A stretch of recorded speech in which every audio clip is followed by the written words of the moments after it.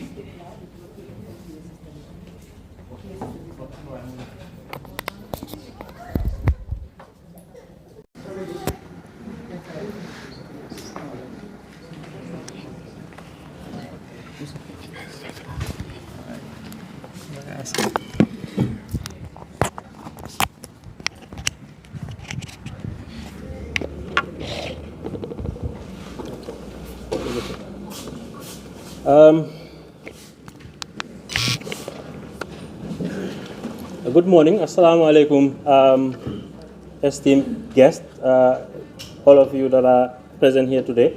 Perhaps before I even go any further, my name is Imran Dabo, by the way, but before I go any further, as tradition and our values dictate, I would request that we all perhaps begin with a prayer in our own personal ways before we proceed with the programs for this event. Thank you.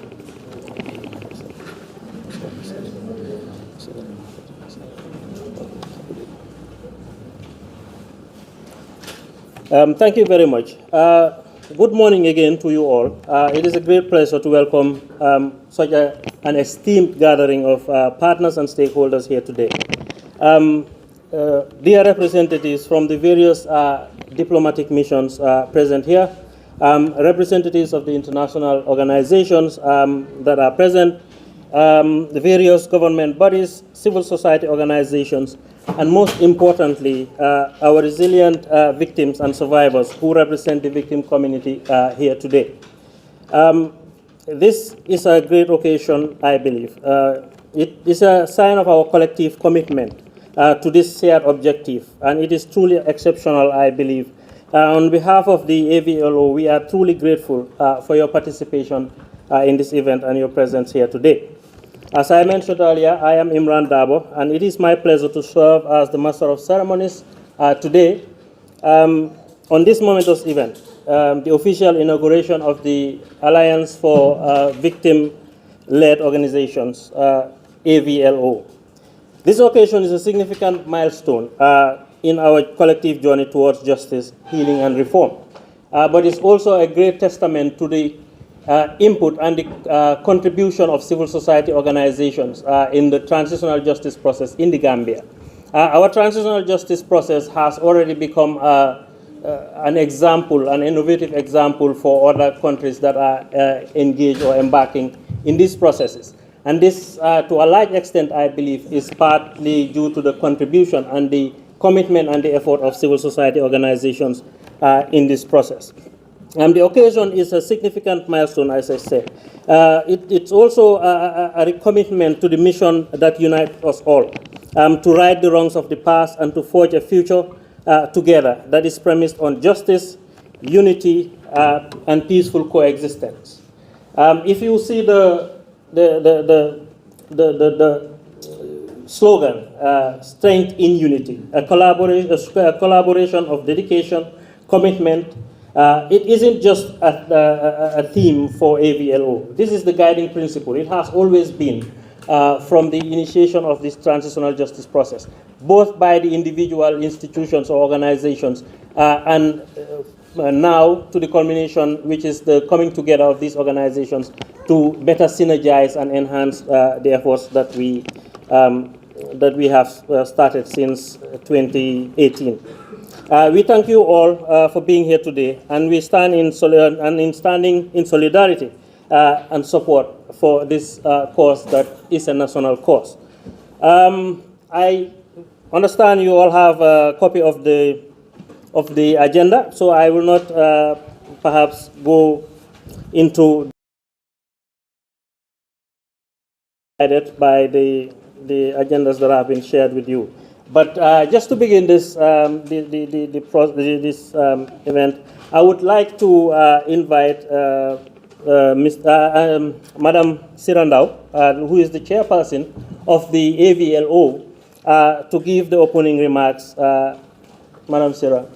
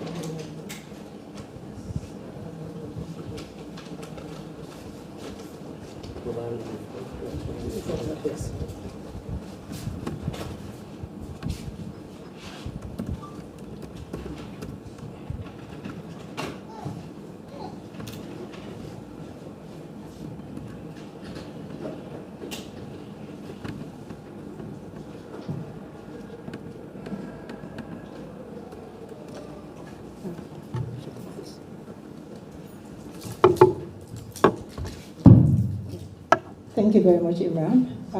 Assalamu alaikum. Good morning, everybody. And I'll just start by saying that Imran mentioned how special this occasion is. And to show you how special it is,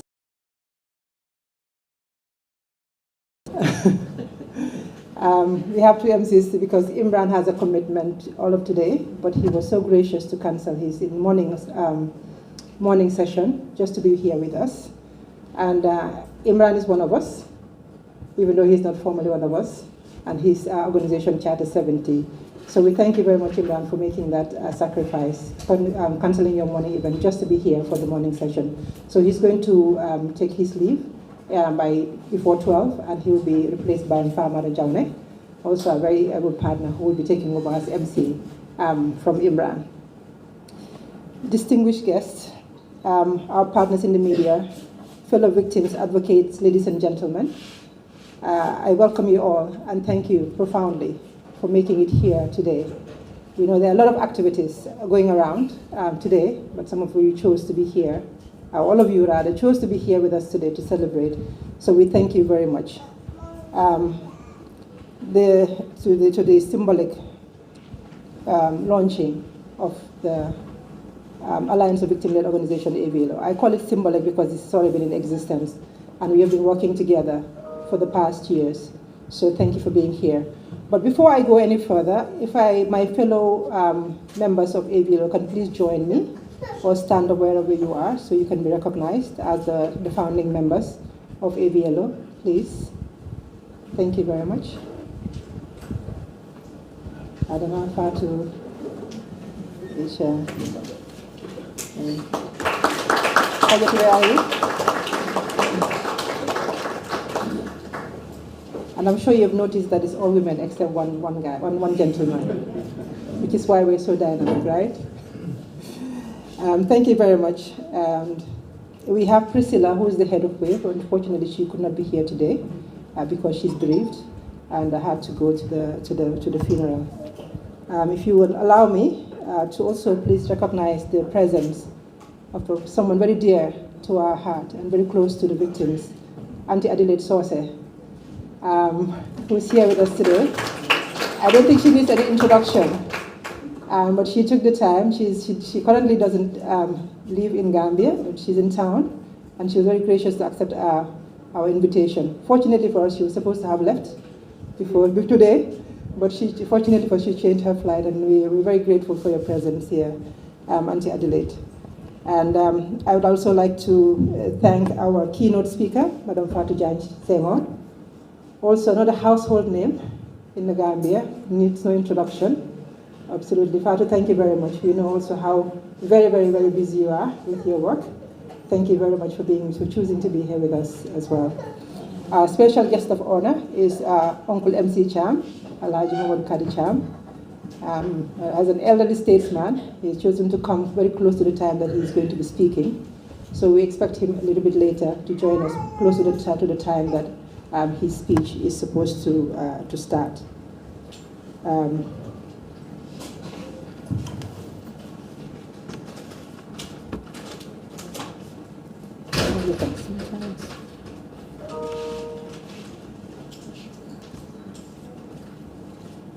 Please bear with me a moment, my computer seems to have frozen.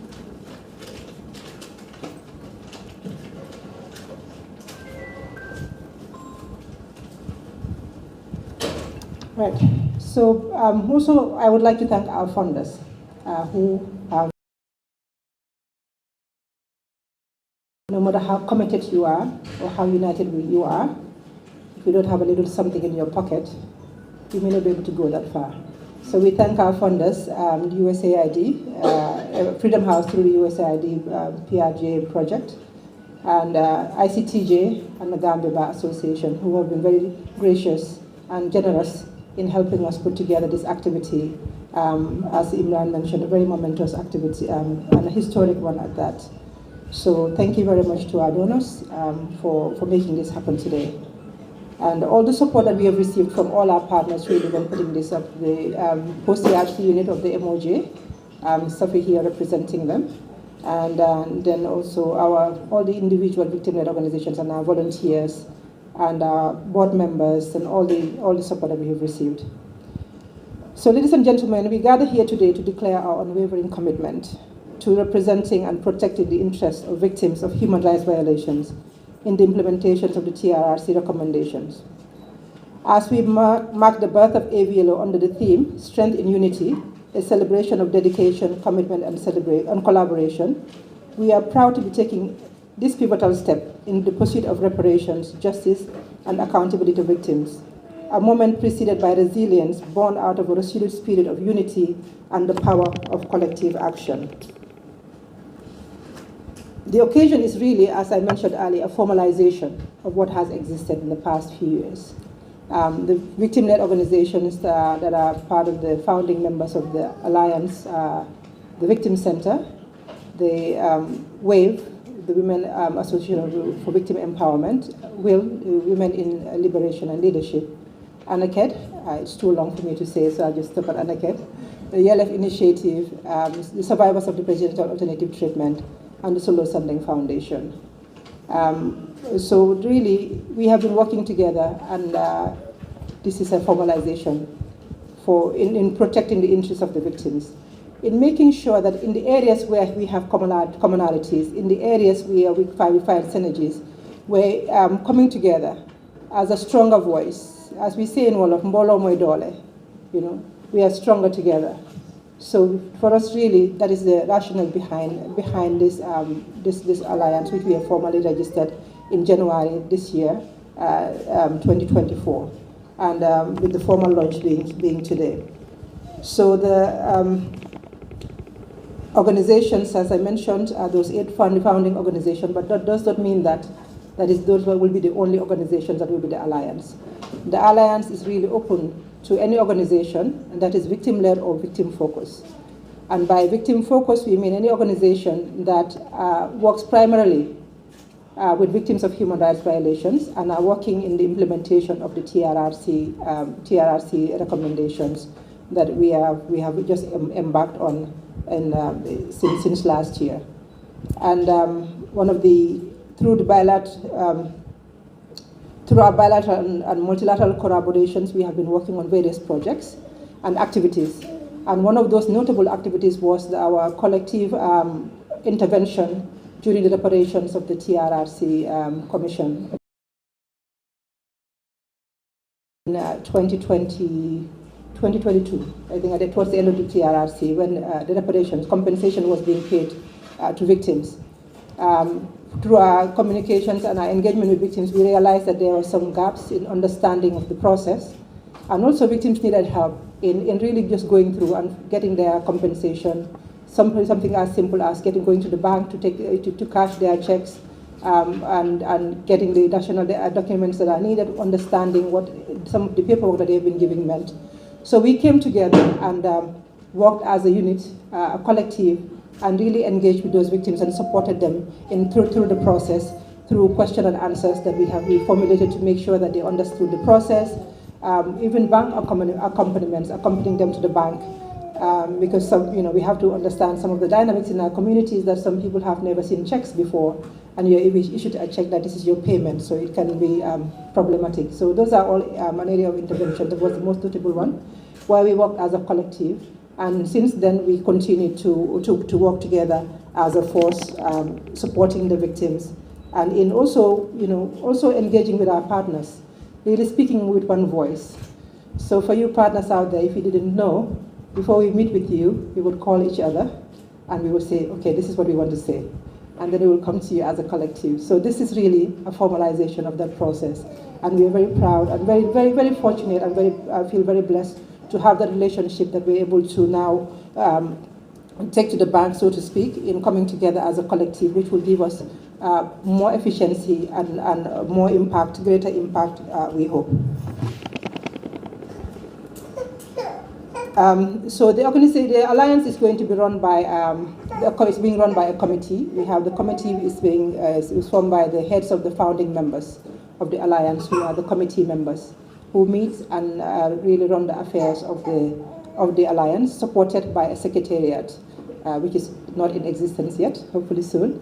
We're supported by a secretariat who will be doing the administrative work and making sure administrative work such as reports, proposal writing, admin and finance, that the secretariat would be working on. That is the structure that we have set up for the alliance.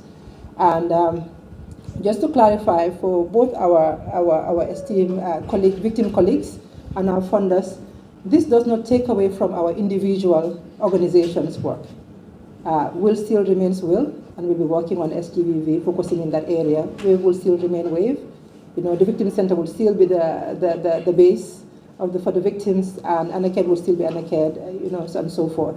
So it does not really take away from the work that we are doing. But where areas, like I mentioned, where we find commonalities and where we feel that we can come together to be stronger, applying for grants, applying for technical support that will help us move forward quicker and faster and have more impact with what we do. For example, the Victim Reparation Bill act that has been passed. There is need to sensitize the victims' communities and the general Gambian population at large. We don't believe it's effective for ANACAD to get up and go one area and WIL to get up and go the other way. But as a collective, as AVLO, we can apply for funding, get support, and we'll be able to do the outreach, making sure that everybody who's out there understands the victims' communities and the general public, understand the process, understand what needs to be done. There's going to be, the Commission, as some of you may be aware, is opening up for new registration. So this is also an area that we can all collectively work together and make it even more efficient with one singular registration form, for example, working and supporting the Commission. Another area that will be very useful, where we feel that will be very useful, is the Commission that is coming up, the Reparations Commission. We believe that they can benefit a lot from the support of the Alliance in working with victims as a collective. So that is really what this means as Alliance as we move ahead. As you would hear later when I present the updates on work that we have been doing so far, we have registered some successes already in 2022-23 in our engagements with the various aspects of the implementation plans, and our plans for 2024 will also be shared, and that will also manifest some of our objectives as we move forward. As we move united by a mission rooted in compassion and a vision for a juster society, we pledge to you, the victims and our partners, we pledge our commitment to continue championing the interests of victims and ensuring that they have a seat at the table so that their voices are heard loud and clear, and that their needs are addressed appropriately.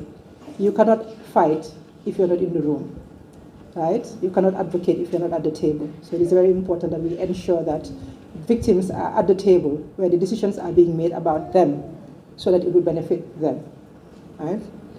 So in conclusion, We reaffirm our commitment to unity, coordination, and collaboration, and we urge each other to honor the sacrifices of our beloved ones who we have lost by shaping a future built on the pillar of truth, justice, and accountability, a future that guarantees non-recurrence of our dark and painful past. The launching today is a demonstration of unity and solidarity to stand shoulder to shoulder in pursuit of a better Gambia, the Gambia that we want. Thank you very much. Thank you for choosing to be with us today.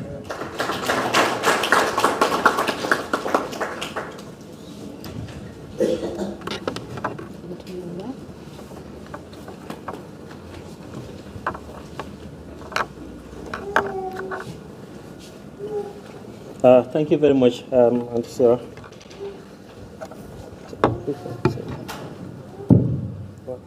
Thank you very much, Auntie Sarah, for that opening remarks. I'm just reminded, a few years back, I had the privilege to develop this guide on the role of civil society organizations in transitional justice. And looking at the Gambia was the case study, of course. And this is now a guide that's being used in various countries, Ethiopia being one, and also South Sudan. And I understand also that the role that our civil society organizations, of course, have played in supporting other countries in terms of sharing knowledge and ideas. It just goes to show again, the role that civil society has played in the way that the Gambian transitional justice process has evolved. And of course, one of the observations in that was also that a lot of the civil society organizations were women-led civil society organizations. And that allowed us, I think, to have a more bird's eye view than would have been expected otherwise. And so these are all credits that I think we really should appreciate in terms of how civil society has influenced the TJ space in the Gambia. Just before I go on with the program, maybe perhaps a few housekeeping rules. I'm just reminded to ask those that have not registered with Umi Jain or Khadija Tukwate to register their names, for the event. Also, perhaps if we could request that we turn our phones on silent, and if we are to receive calls, we can take them outside in order to keep the forum going. Now I will move on to the program, and I would like to invite our keynote speaker to give her keynote address. This is Madam Fatou Jagne Senghor. Just to give you a brief background about Madam Fatou Jagne Senghor, she is a distinguished advocate for justice and a strong voice in the fight for victims' rights in the Gambia and Senegal. She, as the leader of Article 19 initiatives with the African Commission on Human and People's Rights, Fatou has fearlessly provided professional and personal support to victims, making her a well-respected figure in the human rights arena on the continent. Fatou is also a very prominent champion of the fight for the right to freedom of expression in Africa. She is currently sits on a number of boards and advisory committees, contributing her knowledge to shaping policy and guiding strategies for countries on the continent. And recently, she founded the Center for Women's Rights and Leadership in the Gambia, which aims to enhance women's rights and political participation. Fatou also holds several degrees, including an LLM in economic and communication law, and as well as a master's degree in international and European law. She has received numerous accolades globally for her exceptional work and contributions to human rights, and most notably the prestigious French National Order of Merit. I invite Madam Fatou Jagne Senghor to deliver her keynote speech. Thank you.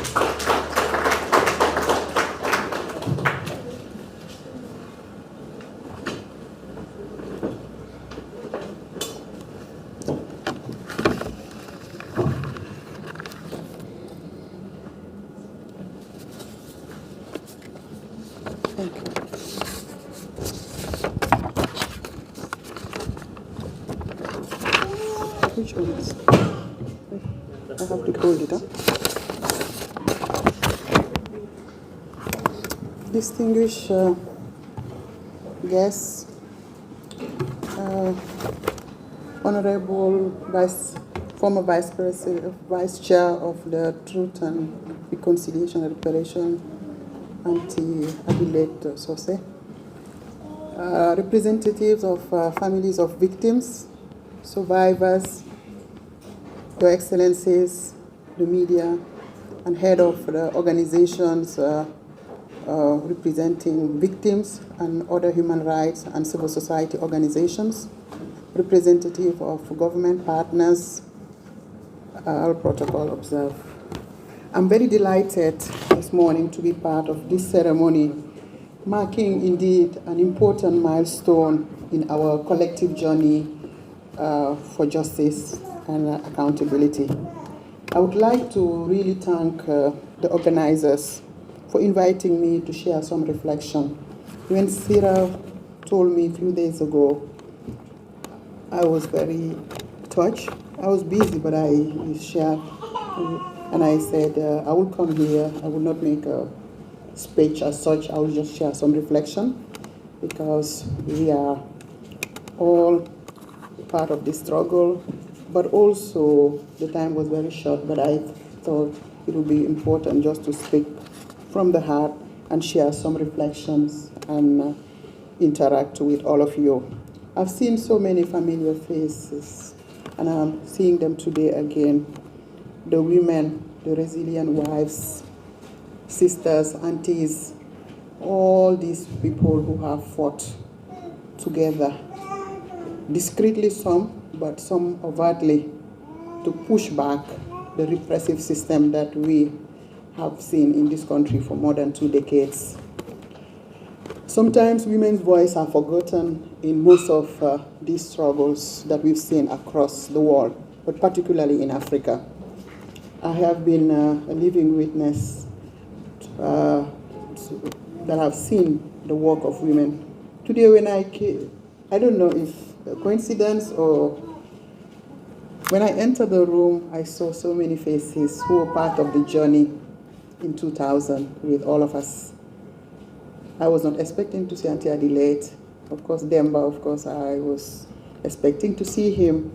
Because of history, I'm citing those names. But also, I was very surprised to see a lady who's been my boss, who have worked with me. I've started my internship, being an assistant program. And I said, what is history in the, you're remaking history. And through this launch, I said, and I want to cite Julia Harrington, who's the founder of the Institute for Human Rights. I was very privileged to be the first Gambian intern in the programs, I think, and a lot has been done, especially around April 10. So just want to say, sometimes there's no hazard. I think everything is done sometimes by God's design. Auntie Adelaide, Demba Jawo, and many others initiated me to this work and supported me also when we were all concerned and worked together to defend the victims of April 10. We all know what happened then through the TRRC regulations. I just wanted to do that digression just to say that this journey has been long for some of us, but we found other people who started the work before us in the diaspora, within the country, in the political sphere, but also in the media.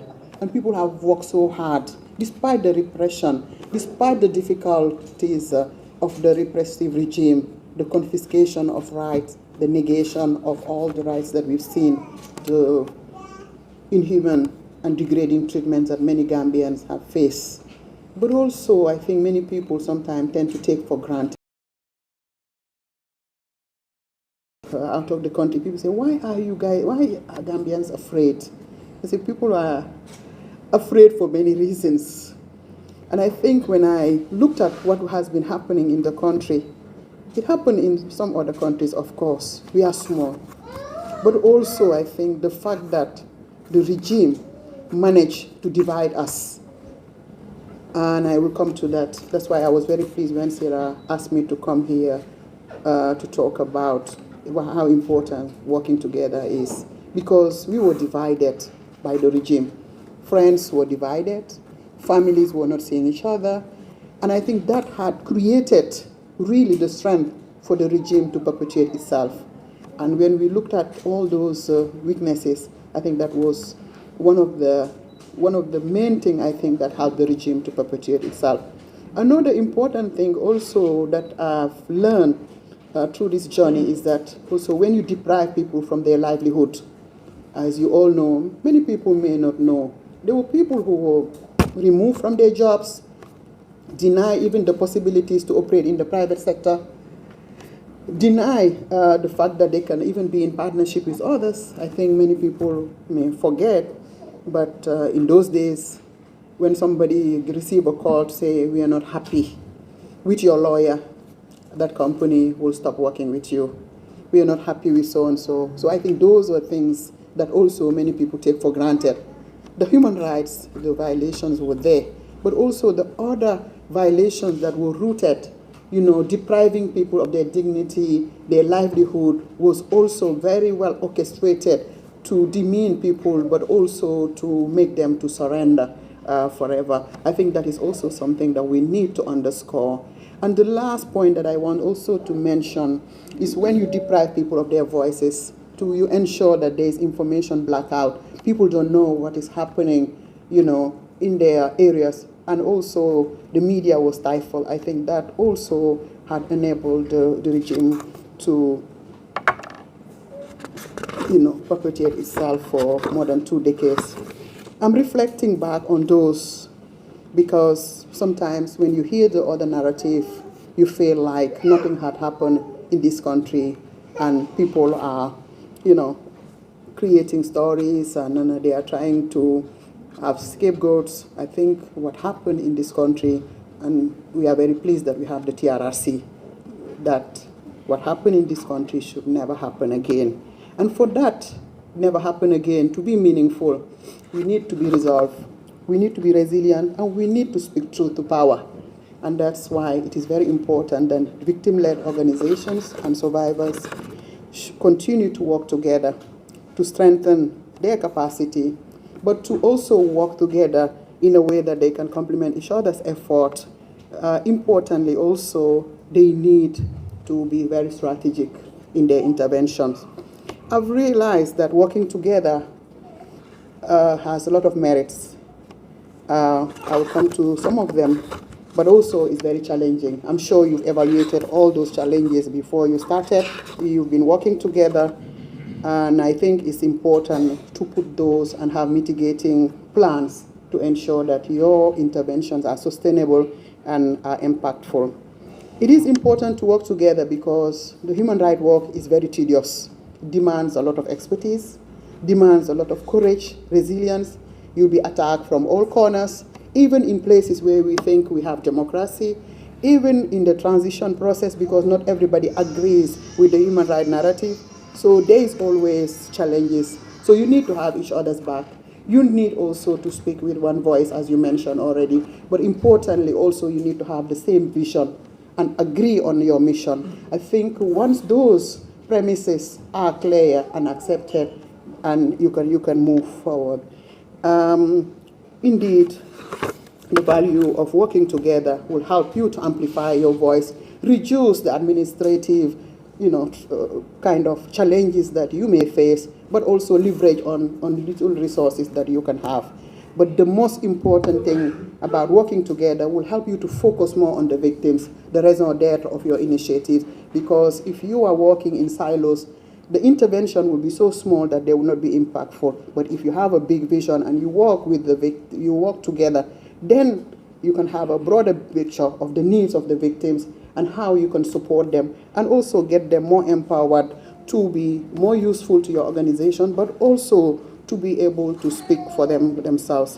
Working together, of course, requires that you stick to your values, but importantly also you put a system or systems that will help you really to navigate the challenges, but also focus on the main mission. But also it is very important that you adhere to those systems. because working together is very, very challenging in a world of scarcities, in a world of competition, but in a world of multiple pressure. It's important that you set systems and you agree to your values. There are so many challenges, the political challenges, the interference, the threats. How do you navigate around all those? Even though we are in a transition, we are in a democracy, there is a lot of consultations going on, there's a lot of, but you don't want also to be in a situation where you pay lip service, where you are divided, where some will be called and not the others. So you have really to be sure of, your intervention, your interaction with those powerful ones. And when we talk about the powerful, it's not only the states. Influence your intervention, and you need also to pay attention to that. Another challenge that I've seen with experience is working together in networks is very interesting, but also it's challenging. You are developing your own organization, trying to grow them, trying to get funding, trying to develop all the structures of your organization, including the programs, but also dedicating time to the network is very challenging. You have to define and clearly decide what's the scope of work of the Alliance, how it will complement the other individual organization work, how it can strengthen the organizations, and also ensure that there is no duplication, but also there is no unnecessary competition. Competition is healthy, but you don't want to create another layer of bureaucracy that will overshadow your individual organization or weaken them. But importantly also, you don't want to create another system of administration. So there are ways of setting up alliances that will help you really to impact, have critical mass, ensure that you are heard without necessarily, adding a lot of the bureaucracy. So these are the few things also that I wanted to mention in terms of the challenges that you may face. Of course, some of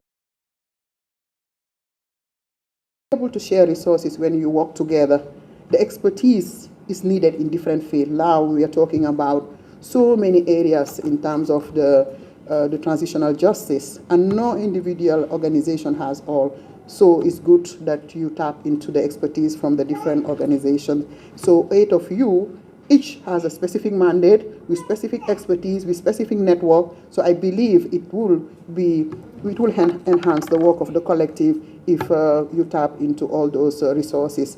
Solidarity is key when you do human rights work, because the pressure from the family to the public space. So you need to develop that chain of solidarity among yourself to be able to face the challenges, to be able to create safe space for yourself, to think of your well-being together. I think these are important things that also one needs to look into when we develop alliances working on difficult issues such as human rights, but particularly addressing issues around victims, who are traumatized, who need a lot of support in terms of the psychological, the financial, but importantly, the whole rehabilitation process is something that is very, very heavy, and no single organization can deal with it, in its own. So it's important that you also think about how this alliance can enable to reinforce your well-being as organization. I know that some of you have safe space for the victims, for the families of victims and survivors, but your work, because as human rights organization or individuals, we provide a lot, but we don't think of ourselves. And it's important as you embark in this journey to think of also your well-being, your support system within the organization, but outside that organization also, the network that are useful for you to be able to help properly the victim. And importantly, of course, so when you are in an alliance, you develop a critical mass. Your voice is louder. You have more authority because you are together. You have more expertise, but also you have the numbers that will make the impact. So these are the few things that I wanted to share. I didn't write a formal speech. I just wanted to share some experience in terms of building alliances, how important it is to work together, but also to plan things in a way that will help you really to attain your objectives, but also to have, the most important thing is impact.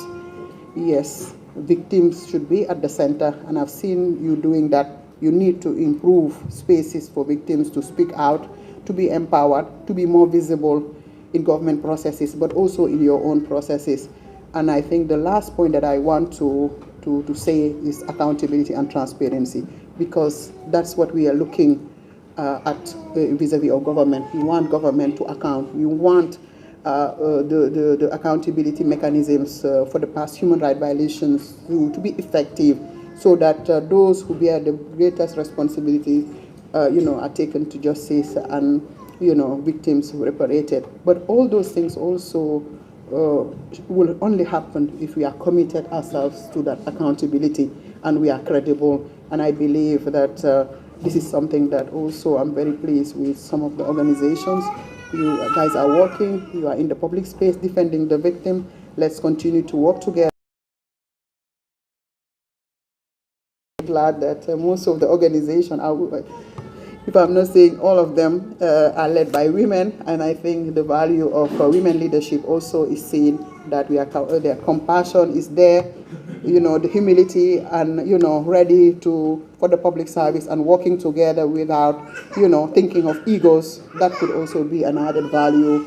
Of course, we have our main champion, the he for she's, and we believe that you continue to support the victims, support the organizations to grow and to thrive. Thank you very much for this opportunity to share a few reflections.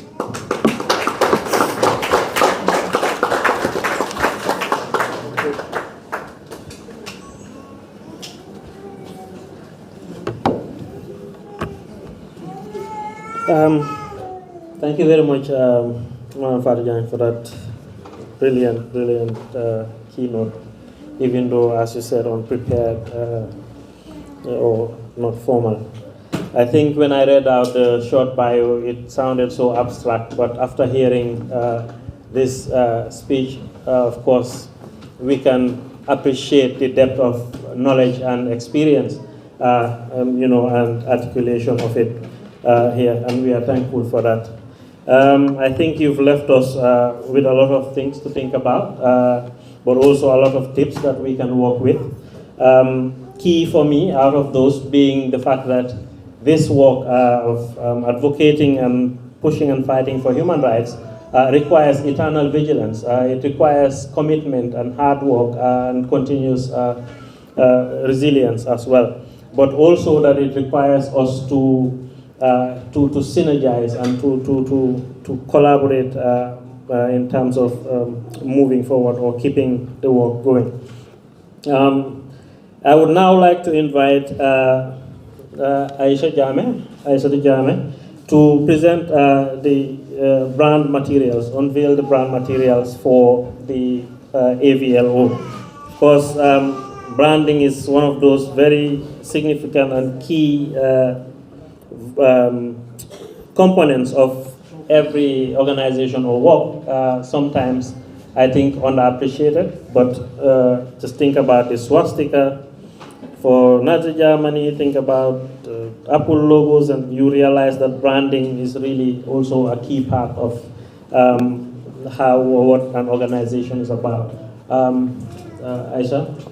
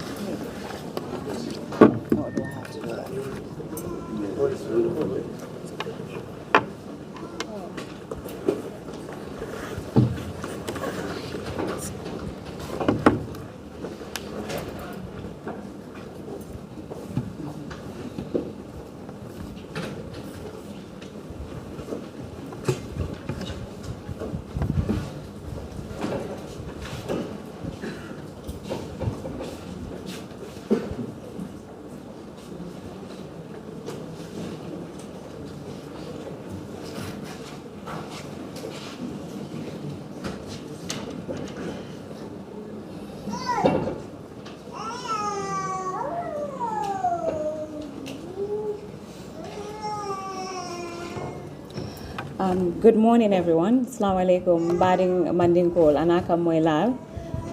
Okay, is this one? Assalamu alaikum. Which one? Yeah, it's here. Good morning, everyone. Assalamu alaikum. Bading Mandingkol, Anaka Moilal. Aksma Boke Olofi, Nupineka.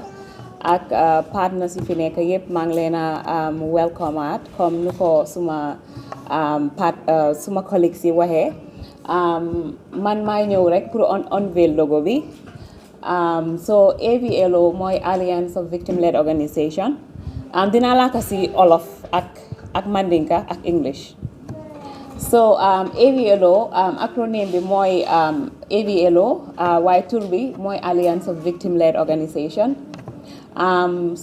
so organisation bi comme nu ko suma colleagues yi waxee rek ñun ñëpp a booloo nekk benn pour jàppale wante suñ liggéey bi because ñun ñëpp a ngay liggéey ak victims yi so ñu gis ne rek mbooloo mooy doole comme nu ko Sira waxee doole bi daal mooy loxo bu nekk si logo bi loxo bu def nii mooy doole bi so ñun ñëpp it's not on really but I'm hearing myself okay so loxo bi rek mooy signify doole bu ñu am pour ñu nekk benn ñu liggéey dangaa gis suñu liggéey bi yomba so logo yi different logo lañ am mooy ñetta yi nga gis nii so waaye bu nekk si digga moo nekk si suñ moo nekk si baana bi so yeneen logo yi tamit bokk na si suñ logo yi so soo leen gisee ñetta yi rek ngeen xam ne mooy AVLO mooy Alliance for Victim Led Organisation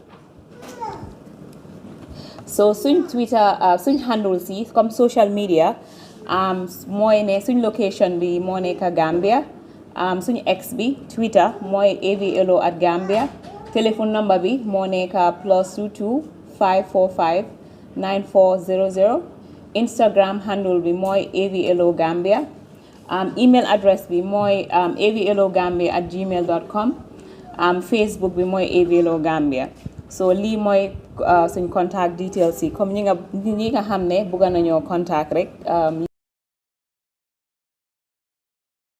Assalamualaikum badi Mandingkol ko ngamin fa rek surwa ka ngoto wolong Alliance for Victim Led Organisation ika fa mi logo so ñu non na logo ti so logo niya moy logo wolong ika be mol suute la minna so suuter la ngoñing wolon ñinti pour kanto sutiyandi dorong wolong AVLO ti ika fa mi acronym AVLO so ñing symbol sabol alkaminu jeteng wolon na suuter langoti so mimbe tematen wolong minube na branding material sol bala so ñim fulol minube karakantangola wol be mun na logo leti so nale ñin sabol je dawo darek al salon ko wolo AVLO so bulo ñing mimbe tema katu na kolik sol ya fojane ko mbolo moy dole nim mol nata nyoka ngolto ila do ko ka sembo sodo so ñim bulo ñing wale o signify pour ka je ko ntol be nata nyoka ne pour ka do ko ka je ko nga ño sembentu ya isaje na do ko nim victimol ase sone ya no nyame so ñunu minu be du maten wolong na detail sol ti min ya lon ko social media details sol ani na telephone number so follow wolong na location oti mol ntol bebe Gambia janne me do ko ke kan Gambia janne mimbe wonoma wolong na Twitter ti X at AVLO Gambia sabanjango nying wolong na contact details oti wolong 2205459400 Instagram will be mo social media leti wolong AVLO Gambia na email address on nying wolong avlogambia@gmail.com Facebook nying wolong AVLO Gambia let me say this in English again so this is the unveiling of the AVLO brand, Alliance for Victim Led Organization. As you can see, and our acronym is AVLO, which is Alliance for Victim Led Organization. And these three logos all shows the logos that we use basically. So the one in the middle is the one that you're seeing here on the branding materials. So the other two are equally our logos, and we are using all these three logos. And the hand signifies strength, our strength of coming together to work as a team, because we all believe that togetherness is always powerful. When people come together as a collective, it's much more powerful to yield successful results. So our handles, our social media handles, and our contact details and our locations are the ones underneath. Location is the Gambia. Our X, which is the Twitter handle, at AVLO Gambia, you have our contact details, +220549400, and you have our Instagram handle, which is at AVLO Gambia, and our email is avlogambia@gmail.com, and our Facebook is AVLO Gambia. Thank you very much.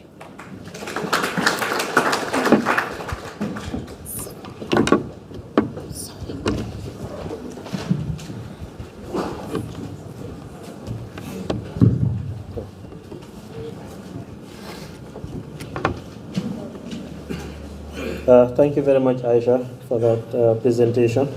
Of course, the handles and the communication aspect of things is also critical to the goals and objectives of this and every effort in the transitional justice process.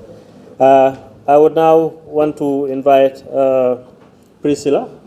Yeah, oh, you're representing. All right, so I would invite then Fatou Balde, who is CEO and founder of WIL, Women in Liberation and Leadership, to present the mission, vision, and objectives of this organization and how those objectives and support the broader goals of supporting victims and also advocating for justice in the country. You're welcome, Fatou.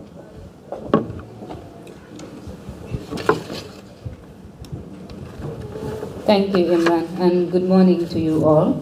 I think already part of the discussions, a lot of people have touched on these various aspects that I will be talking on. But there is also a leaflet in front of everyone as part of the branding that Aisha was just presenting on. You'll find a leaflet, which actually I am going to read from just to explain on who we are, our vision, our mission, and also our core values. As Sira said, sorry, this keeps going off. As Sira already highlighted during her speech, sorry, this is not working. Okay, I'll try this one, yeah.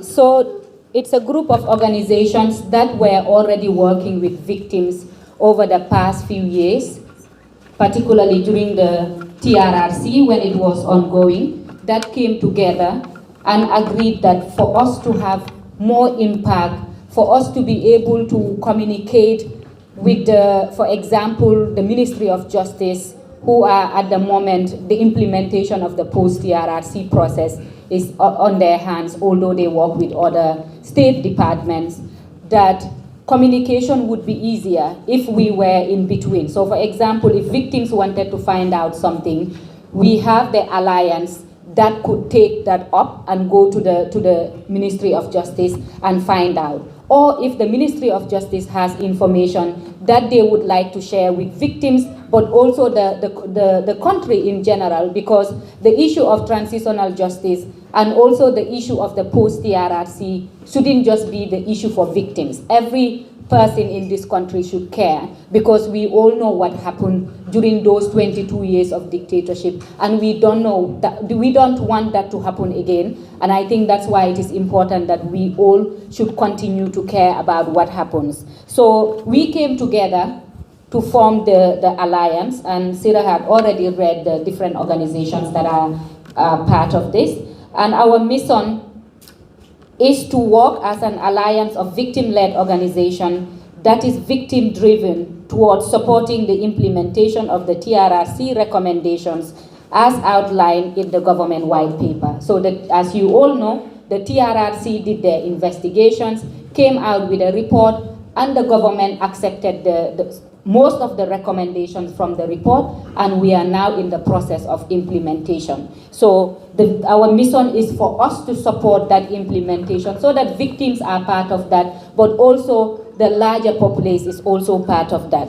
And our vision is to advocate for victims and survivors of human rights violations. And I think Ms. Fatou Diagne, Sister Fatou Diagne Senghor, really touched on this. A lot of her points really highlighted our vision and what we want to see as advocates, as organizations. We want to see that victims of human rights violations receive reparations, but also reparations that are adequate, that are effective, and also timely, and the proportions depending especially on the gravity of their violations.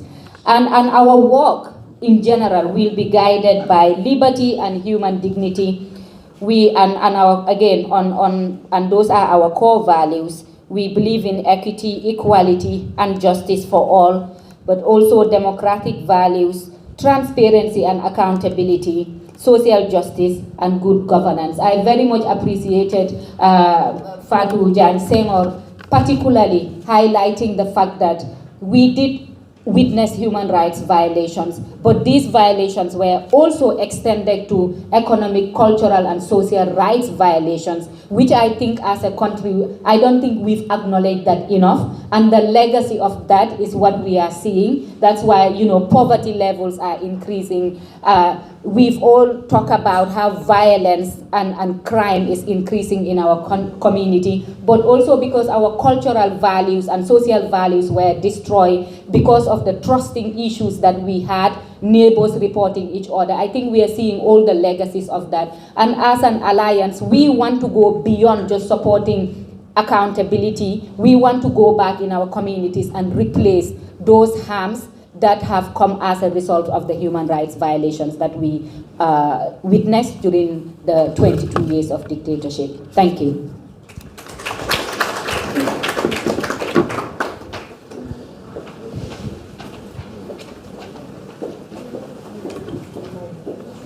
Thank you very much, Fatou. I won't say anything about this, huh? Now I would like to invite a representative from the victim community to give us their views and aspirations of this AVLO and their expectations and aspirations in terms of the wider transitional justice process as well.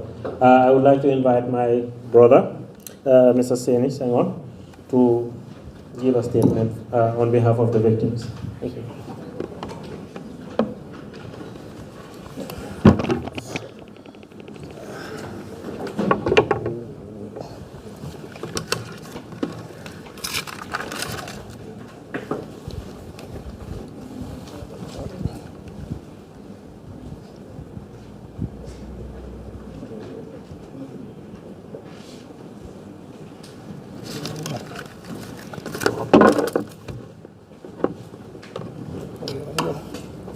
Thank you, Mr. Dawo. Assalamu alaikum to everyone. It is a great pleasure to be given the opportunity to speak on this solemn occasion as a victim and a survivor of the former regime. On behalf of all victims, I express our collective appreciation of the initiative taken by the CSOs and to the Alliance of Victim-Led Organizations, AVLO. The AVLO raises our hopes of victims further to reach a significant milestone in our journey towards healing and reparation. We have a high expectations. The light at the end of the tunnel is beginning to shine. We are therefore hopeful that healing of our pain and meeting our expectations will be a central occupation of the Reparations Committee, with whom we are prepared to work both directly and through the AVLO. We are confident that the AVLO will provide a new route and platform to strongly advocate for the much desired victims and victims like myself, whose dreams were shattered by a bullet and the evil of a dictatorship. Victims who are trying to rebuild their lives and keep hopes alive in the face of adversity. We assure you of our support and availability to work with you to achieve tangible and impactful outcome for all victims and society at large. Working with the Reparations Committee and all other stakeholders, including government institutions, our international partners who have been steadily supporting the Gambia's transitional justice process. Let us remember that history will judge our action and work towards building a healed society that will live in peace and with herself, in an environment of sustainable peace and justice. That is what we victims want. That is what all Gambians want. That is what will inspire future generations to keep in their hearts the mantra, never again, never again, never again forever. I want to take this opportunity to thank all stakeholders who have in the establishment of a reparations framework and the AVLO. Together we can make a difference, and I thank you all.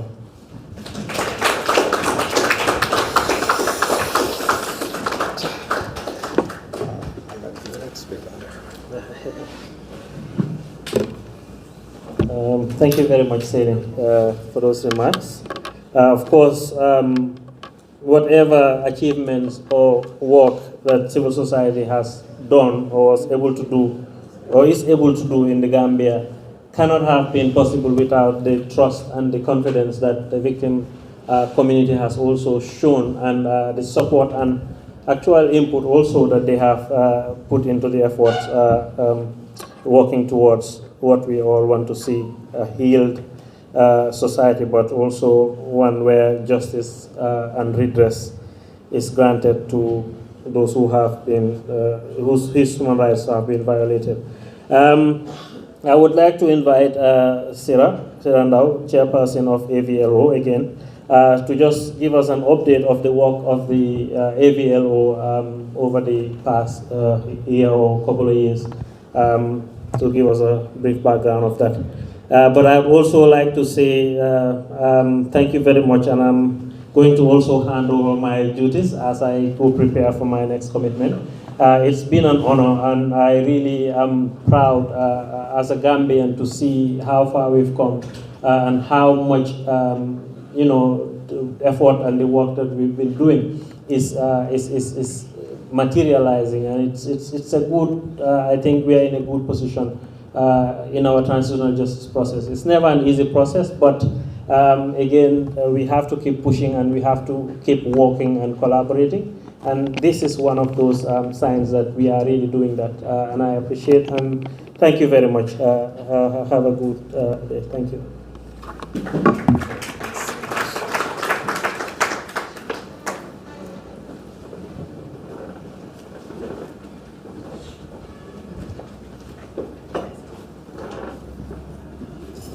Thank you very much, Seni, Fatu, and thank you very much, Imran. Imran has really been one of the forces behind AVLO. Really. He has been our legal advisor and our everything, one of the part of the drafting process of this and the structuring of AVLO from the beginning to now. So thank you very much, Imran.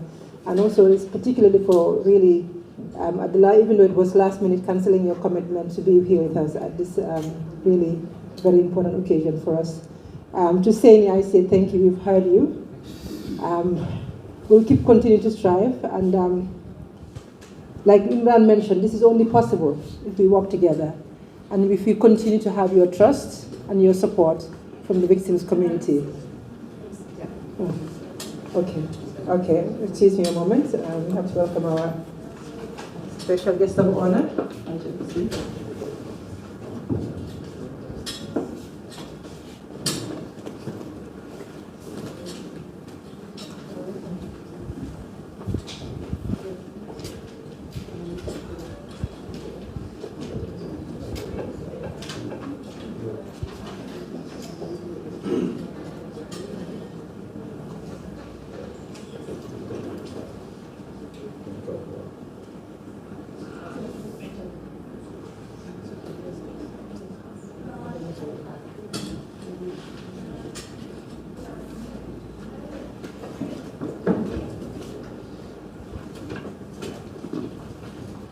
All right. So, ladies and gentlemen, please join me in welcoming our special guest of honor, Alhaji MC Cham. And I'll let Farmer do the introduction. Very, very notable figure in Gambian history, from the First Republic to now. We're very honored to have him here. Please join me in a round of applause to welcome him. And to thank him what I will do, I think we'll just make a little bit of adjustment to the agenda and have Mr. Cham, Alhaji.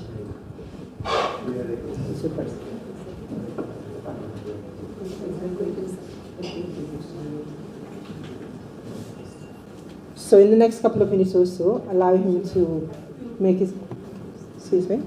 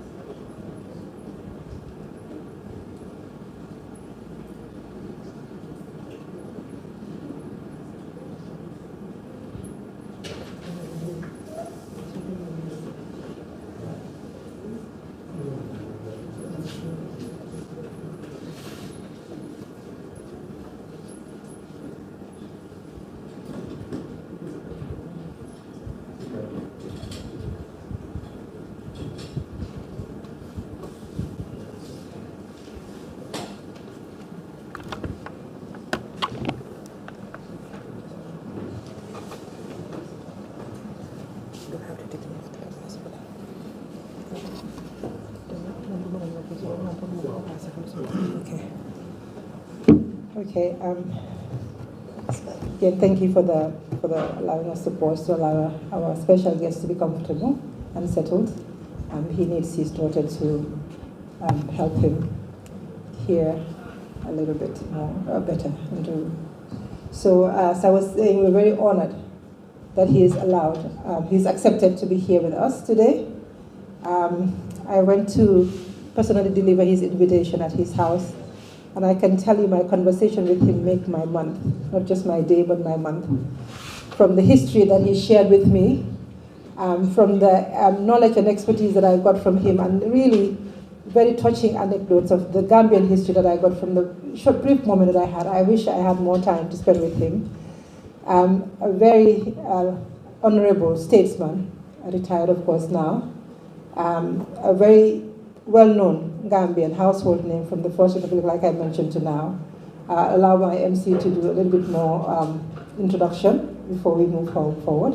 And media, please, if you'll assist me in moving the microphones over when he's ready to speak, so that he can be more comfortable, because we'll not be able to get him here.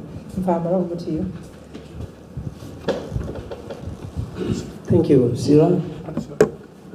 Good morning, everyone. I want to stand on the existing protocols. Our special guest of honor this morning is not a stranger to any one of us, commonly known as MC Cham. Alhaji Momodu Cham is a well-known, distinguished, retired elderly statesman and veteran politician who has served in 8 different ministerial positions over a span of 2 decades. During the First Republic of the Gambia, he also served in various capacities in the sub-region, representing the interests of the Gambia. Alhaj MC Chan is a victim of human rights violations during the previous regime. He endured multiple arbitrary threats and torture that left him and many of his fellow detainees incapacitated or dead from their injuries. Ladies and gentlemen, please join me to welcome our special guest of honor, MC Chan.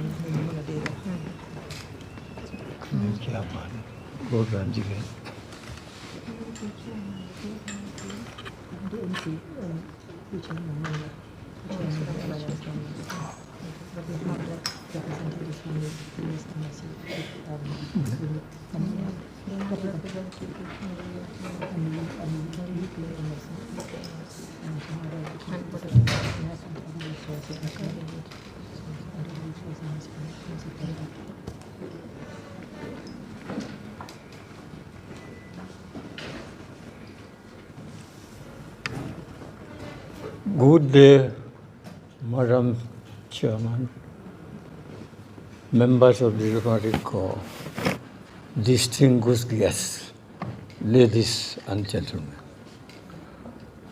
I am very honored and very pleased indeed to be with you this morning and share with you a momentous occasion that certainly will have a place in the history, in the annals of our country. I want to pay a special thanks to the officials of this organization, the combined 8 organizations that have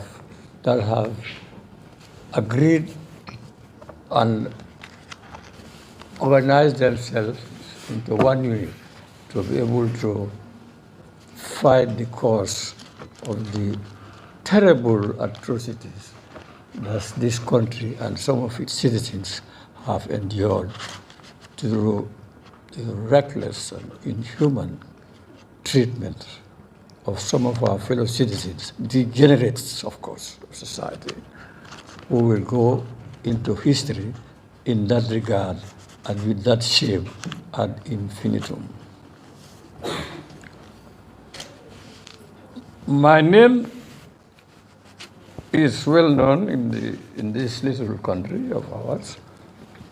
We went into politics in 1960 when the first franchise was introduced. And we took part in discussions both in this country and abroad, United Kingdom, subsequently elsewhere, in what today has folded into our great nation, the Gambia, with full responsibility handed over to citizens of this country. And in that regard, we want to pay special thanks to the government of the United Kingdom, whose responsibility and task was our management and our well-being, according to some historians, 400 years, whatever it is, they were our colonial supervisors. And we will not fail to pay respects and gratitude to them for the amount of education and the amount of well-being and training that they have given to our citizens of the past, present, and continue to render considerable assistance in various forms to us all, particularly to you, the younger ones. As I've said, after paying tribute to them, we also want to pay tribute to the United States of America, France, Germany, and all these other countries that have been giving full support in the form of training, education, assistance in all forms to this country of ours. I want to assure them that we will not forget this and we will ever remain grateful for their assistance and guidance and financial support. And we hope and pray that this sort of relationship will continue forever. Bruce Gali said it takes two to tango. If you are giving, somebody must be receiving. Otherwise, the action is not complete. And you have a right to give, the receiver has a right to receive. We have seen examples of this, negative and positive, all over the place. So finally, I want to pay great respects and thanks to our colonial masters and their colleagues I have enumerated here, mainly for the assistance rendered before. Now, I have been surprisingly invited to inaugurate this very momentous occasion as our history unfolds. I can assure you this will go down perpetually in the annals of this country, when most of us would have gone. This initiative by these organizations, these 8 organizations, combining themselves into a force to ensure that the evils and wrongs which were perpetuated on innocent Gambians for such a long time, most of whom are dead now. I think from the governing side, I am the only one of the few alive, one of the 3 alive who is able to move around and to talk sometimes sensibly of the past and give advice for the future. I thank God for that. My other colleague, Khalil Singate, is in a wheelchair. The other one, Yaya Sise, because we know, of course, he has not been involved in these conferences and issues, but was an honorable member whose participation was no less than anyone. Very true. And as I say, I am the one able to move around and to talk some little sense. And this invitation to inaugurate and bless this occasion has given me a lot of vitamins, a lot of encouragement, and a lot of impetus. Maybe I will go along for another little space of time because I accept now that I am not a rotten vegetable, that at least some people have regard and respect for my existence, and also for some of my little participation in the molding of this great land. I want to thank you very much for that. Now, I have perused some of these papers handed to me by Sirandao, your able facilitator, chairman, whatever, all-rounder, who I knew for the first time now, but I know from his grandparents right now. And I have worked with his dad was one of my education officers, Usman Dao, who grew up in Dobson Street, Ose Jallo's property. Ose Jallo had two wives, Anna Jallo and Siranjai. He brought up a lot of children. And Usman Dao, her father, was brought up by Siranjai. Siranjai is an aunt to my late wife, Yajamajan. See, Gambia is a small community, particularly Banjul, it's all interacted, interwoven. So my respects to you and to all. Now, coming to this crux of the matter, I am sure this forum represents,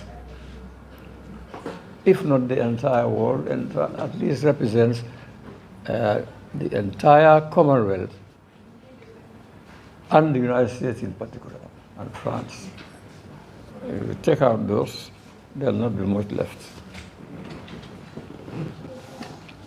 I want to salute your efforts.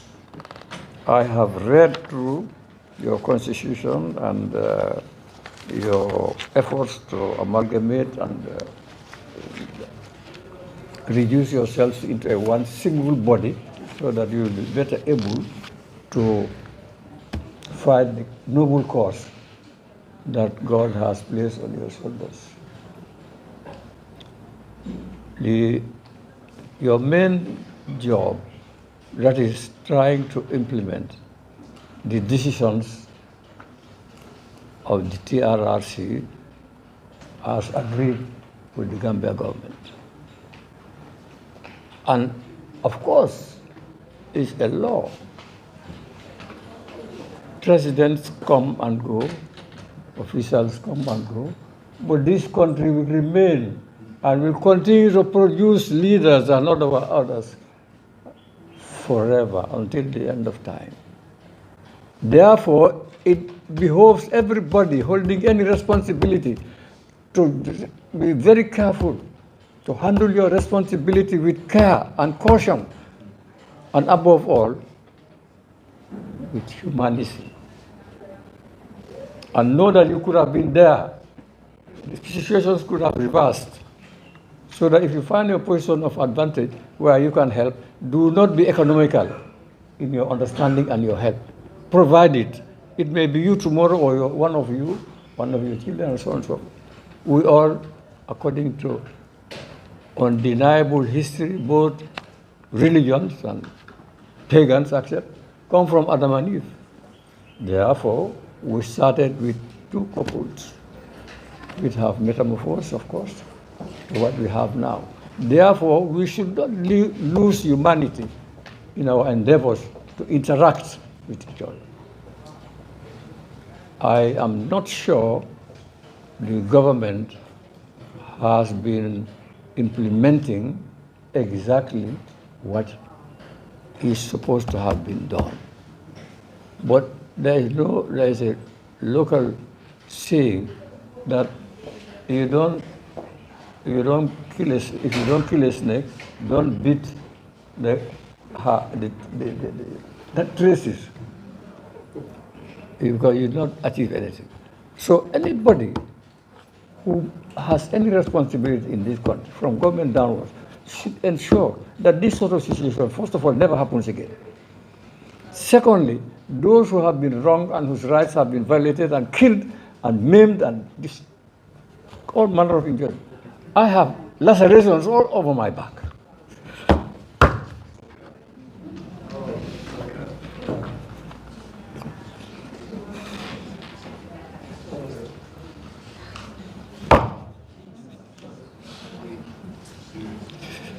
Yeah, sad. So, this is all the more why I salute the efforts of these joint organizations. Even if I do not benefit, I have grandchildren and great-grandchildren. I'll be 90 in July.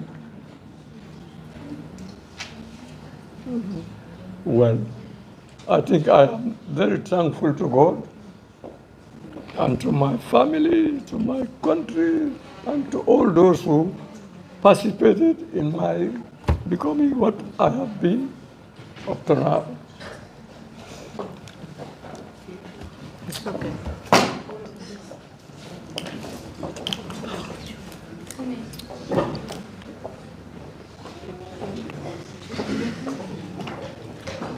All my life, I have never been a coward. Those who know me know that. I have never given my back to the right things of life. I have never failed to articulate myself about situations as they erupt, whether they are right or wrong. I have paid very dearly for some of that. I don't mind. It's worth it. So that I have to try and end of my speech because my memory, while I'm trying to address you, my memory is taking me back to what has happened. So it makes it very difficult to proceed. As a victim, I have been present when people have been killed. We were taken to the depot because the government of Yahya Jammeh was afraid that Banjul, Maitru was too close to the prisons of the Gambia, so that there may be an uprising and they will overwhelm. So they took us to the military camp. We were there for 1 year and 2 or 3 months. An old disused garage, and we have our neighbors' cockroaches and rats. And of course, mosquitoes, we were a great feast for them. Both for our relations and some military officers whose relationships were, some of them were there, and some of them had human hearts. I will not want to call names, but they have all retired. I know 3 who are alive. One lives at Bara, who were smuggling food, getting to some of our parents. About 8 of us live around Banjul. So go to our families, try and get little money, buy, get a serve, sardine and things, and smuggle them. You know, we had few of them. One is at Bara alive. I used to see him, and we have very close relationship. He was a sergeant. Both of those people will have died. We used to have 20 moon tigers and 2 or 3 sprays every night to try and control cockroaches, mosquitoes, and creeping things. And worst of all, November, the killings at Birkama, those people were wrapped in tarpaulins. Those tarpaulins were the ones we were lying on. Billahi la ilaha illa. I'm not lying.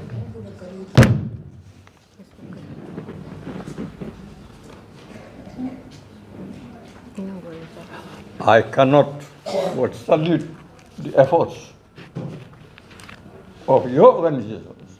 And I pray to God that will give effect to desires and encounters and proposals, and that we will have a representative who will have ears and brains to accept your recommendations. On most of us, or 90% plus, have died. The issues are here, languishing, some of them, when their parents were some people who have done something for this country.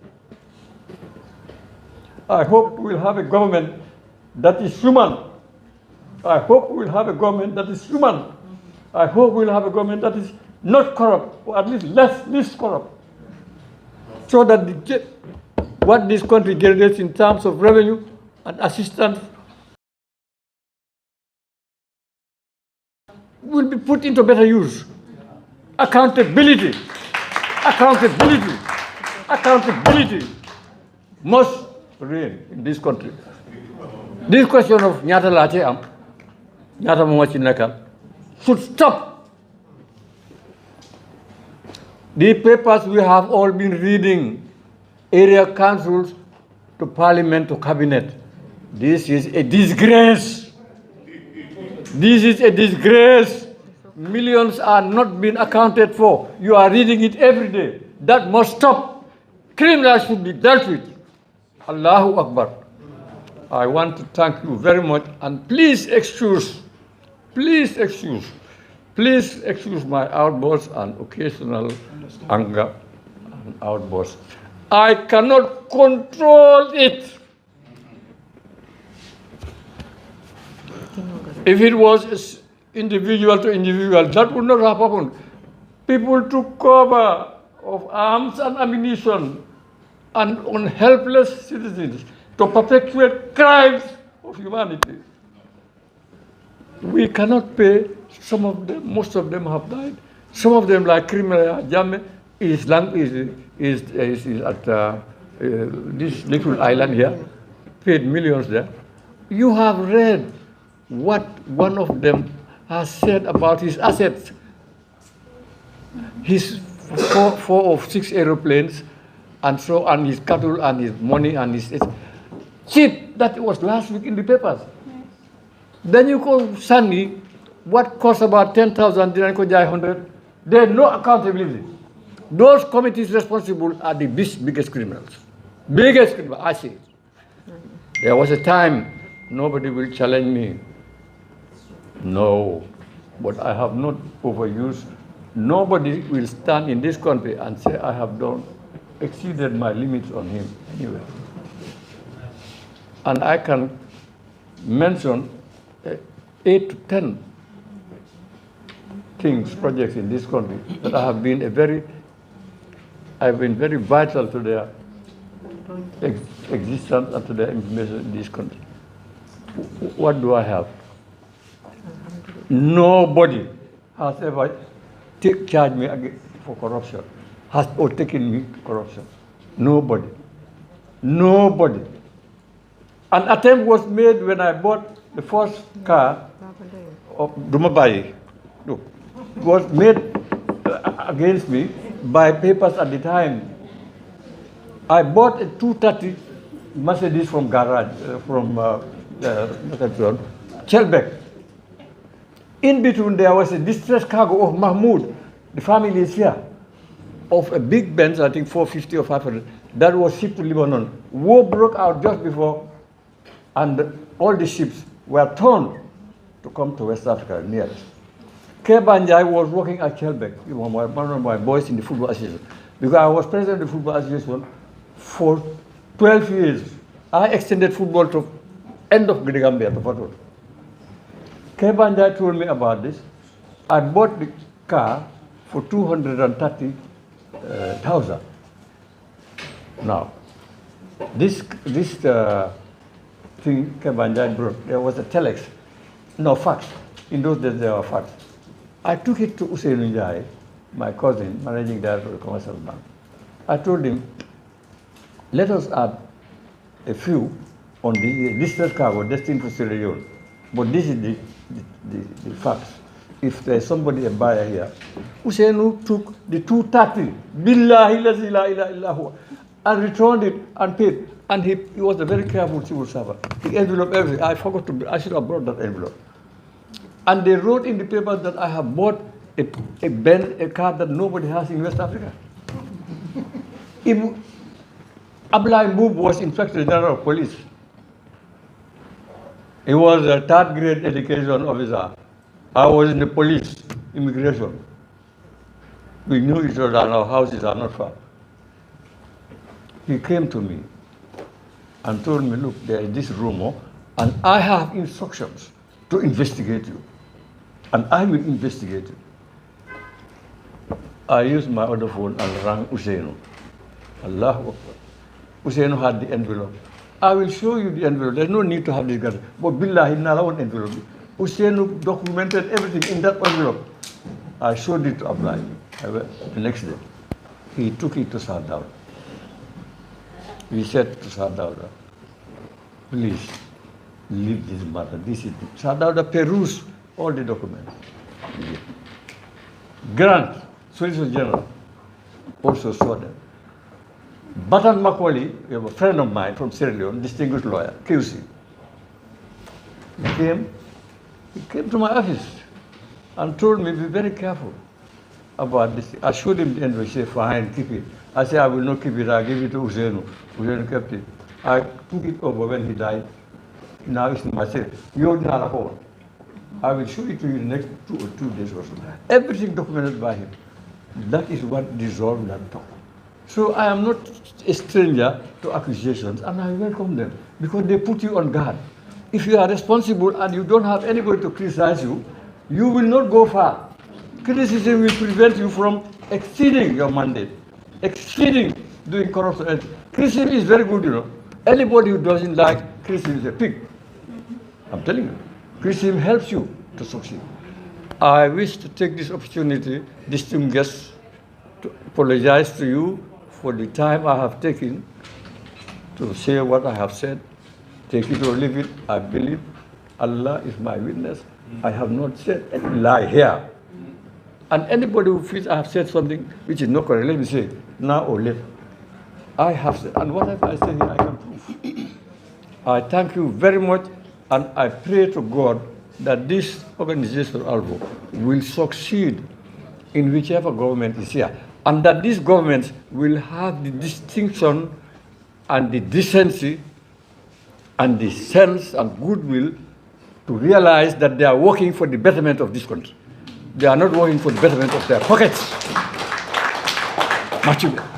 Declare. I want to declare this August open and pray God that He will guide you and that your decisions and resolutions for the good of people of this country and generally for the world. Yalla na ko yalla nangu. Yalla na ko yalla nangu. Yalla na ko yalla nangu. Assalamu alaikum wa rahmatullah. God bless you. Thanks for listening.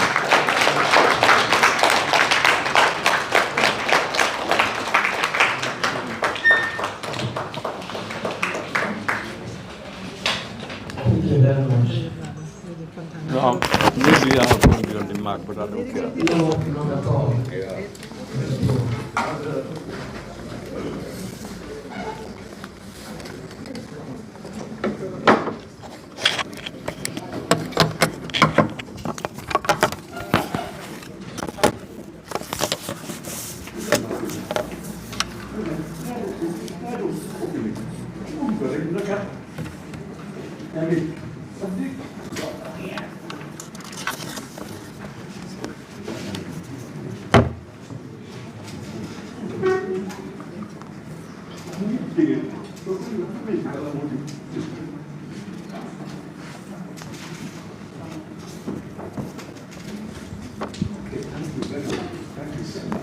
We thank our elder statesman, Mr. Metzy Cham, for officially unveiling this very important alliance. I'm sure you will agree with me that after hearing from him, would have loved him to continue talking. Not only he took us back to memory lane history, but also his personal testament as a victim, and also the virtues of being a very honest person. We complain a lot about the issues of corruption in this country, and someone who served in various ministerial positions in this country, and having to hear from him is also an inspiration for us as the young ones.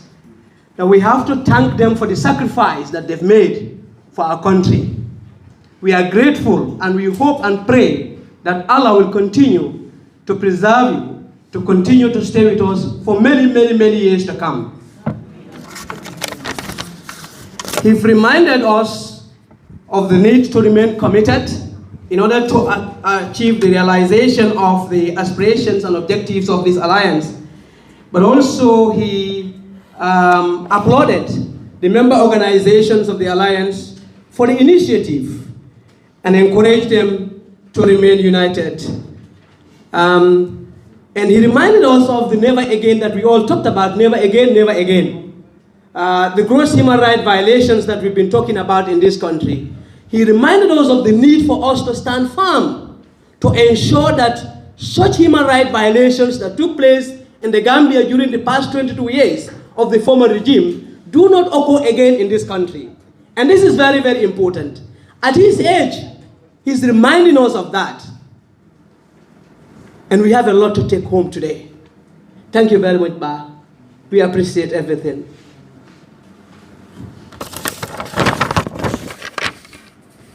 We now continue with the program. We running late, I think.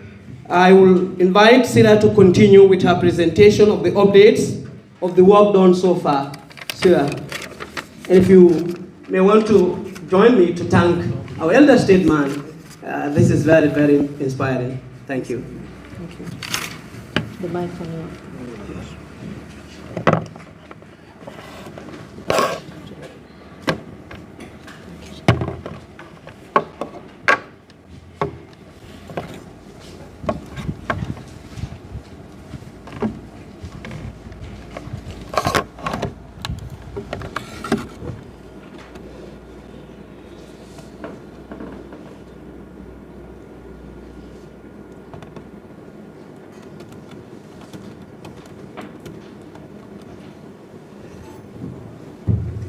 Thank you very much, Barbara. Thank you very much, Barbara MC. I don't think that we could have had a better special guest of honor for this auspicious occasion than Alaji Mamadou Kadicha. Thank you so, so very much for your honesty and your openness and your humanity, for sharing with us your thoughts and your feelings. As victims, this is a very common thing that sometimes people tend to not acknowledge that it is necessary for these feelings to come out, for us to have these feelings. We need the space to be able to have those feelings and to be able to demonstrate them and to show them. That is part of the healing process. That is part of our healing process. And to be able to be together and share it is even more inspiring and healing. So thank you very much, Baba. At somebody who's going to be 90 in July or June. Is it June or July? I like you said you're making sense sometimes. I disagree with you. I think you make sense all the time. And like I mentioned earlier, that I had my visit to your house, the invitation to you was the highlight of my month. Honestly, the conversation that I had with you when I delivered the invitation to you. Thank you very much. Thank you.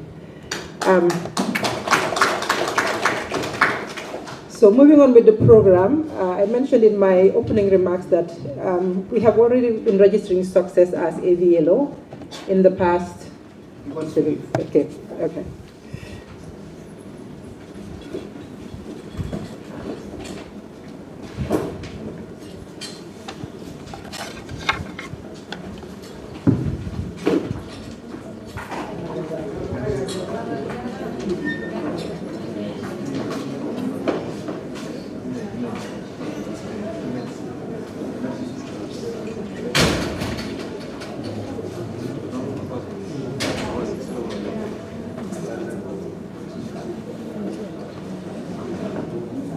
So some of the, going back to the updates, some of the work that we have been doing in the space, in the implementation of the TRR, review and validation of some of the bills that are needed for the implementation of the Truth Commission's recommendations for the next few years, next few decades. The first being the Victims' Reparations Bill. The victim-led organizations and our partners have been very instrumental and very much engaged in that validation. The first zero draft was presented to us. We went to a retreat with the ministry and other partners, and we really thoroughly looked at it. And really the aim was making sure that, like I mentioned in my opening statement, that victims' interests are represented and protected as much as possible in those pieces of legislation that when passed will be law. And we were quite successful in that as well. The other bills that we worked on were the Commission of Inquiry bills, the Ban of Public Office bill, and the recently passed Special Accountability Mechanism Bill and the Special Prosecutor's Office bills. These were all bills that the members of the Alliance were engaging with the government and all the other stakeholders in reviewing them and in the validation process, and in also advocating with our National Assembly members for the bills to pass. We really want to take the opportunity to thank the Gambia government through the Minister of Justice, who's there up here, for facilitating some of these recent Special Accountability Mechanism bill. They went through special sittings at the National Assembly, and these are extra costs that the government must put out to make sure that these go through a faster process, so we get the bills faster. So we must thank the government for their intervention in making sure that these bills were passed. The other engagement that we've had was through the recently constituted medical board. One of the greatest challenges that our Baba mentioned was the health issues that victims are facing and continue to face. During the TRRC, there was medical support for victims that was available as part of the interim reparations. And that, as we all know, ended the day that the TRRC closed shop in 2022. And since then, the victims were left on their own accord, having to find their own way, pay for their own medical, and some of them just staying home, unfortunately. And we have all heard in the news and amongst ourselves too many of us who have passed away since then. One of the things that we've been working on was trying to get medical support for the victims. Even though that was supposed to be part of the Commission's mandate, that is the upcoming Victims Reparations Commission, through the advocacy of the work that we've been doing, and in particular, I think the April 9th and 10 victims in the last year's meeting spoken to the ministry, and we were able to get the government to constitute a medical board to review and do medical examinations for victims who have urgent needs at the moment. And that started back in February, where victims are being seen by the medical board. They sit every Tuesday at the hospital in Banjul, and they see up to 4 to 5 victims a week. Of course, there are challenges which has resulted in a little bit of interruption. We're hoping to pick up soon again. But so far, they've seen some victims and have been able to give a medical examination. Unfortunately, the funds are still, $10 million is the amount for the medical board. The funds have yet to be disbursed to the medical board. So those are challenges that we are facing. So for example, when the victims go to the hospital and the medications are not available, they still have to come out of pocket for the medication, to buy the medication that they need. And also, when they need to go to the hospital, the support that we have been, they were getting through TRC for transportation, for example, to go to get there, that is still also not available, which has created some challenges. But this is something that we have been working with some of our partners, ICTJ in particular, who has been helping us in trying to put up some funding to be able to make sure that victims have access to this medical board. Having the medical board is one thing, but victims being able to access the medical board is a different thing. Because if you don't have the fare to go to the hospital in Banjul, and they live all around the country, it can be problematic. And some of these victims need escorts; they cannot go by themselves. So those are challenges we are facing, but something that we've been working on with our partners as the Alliance.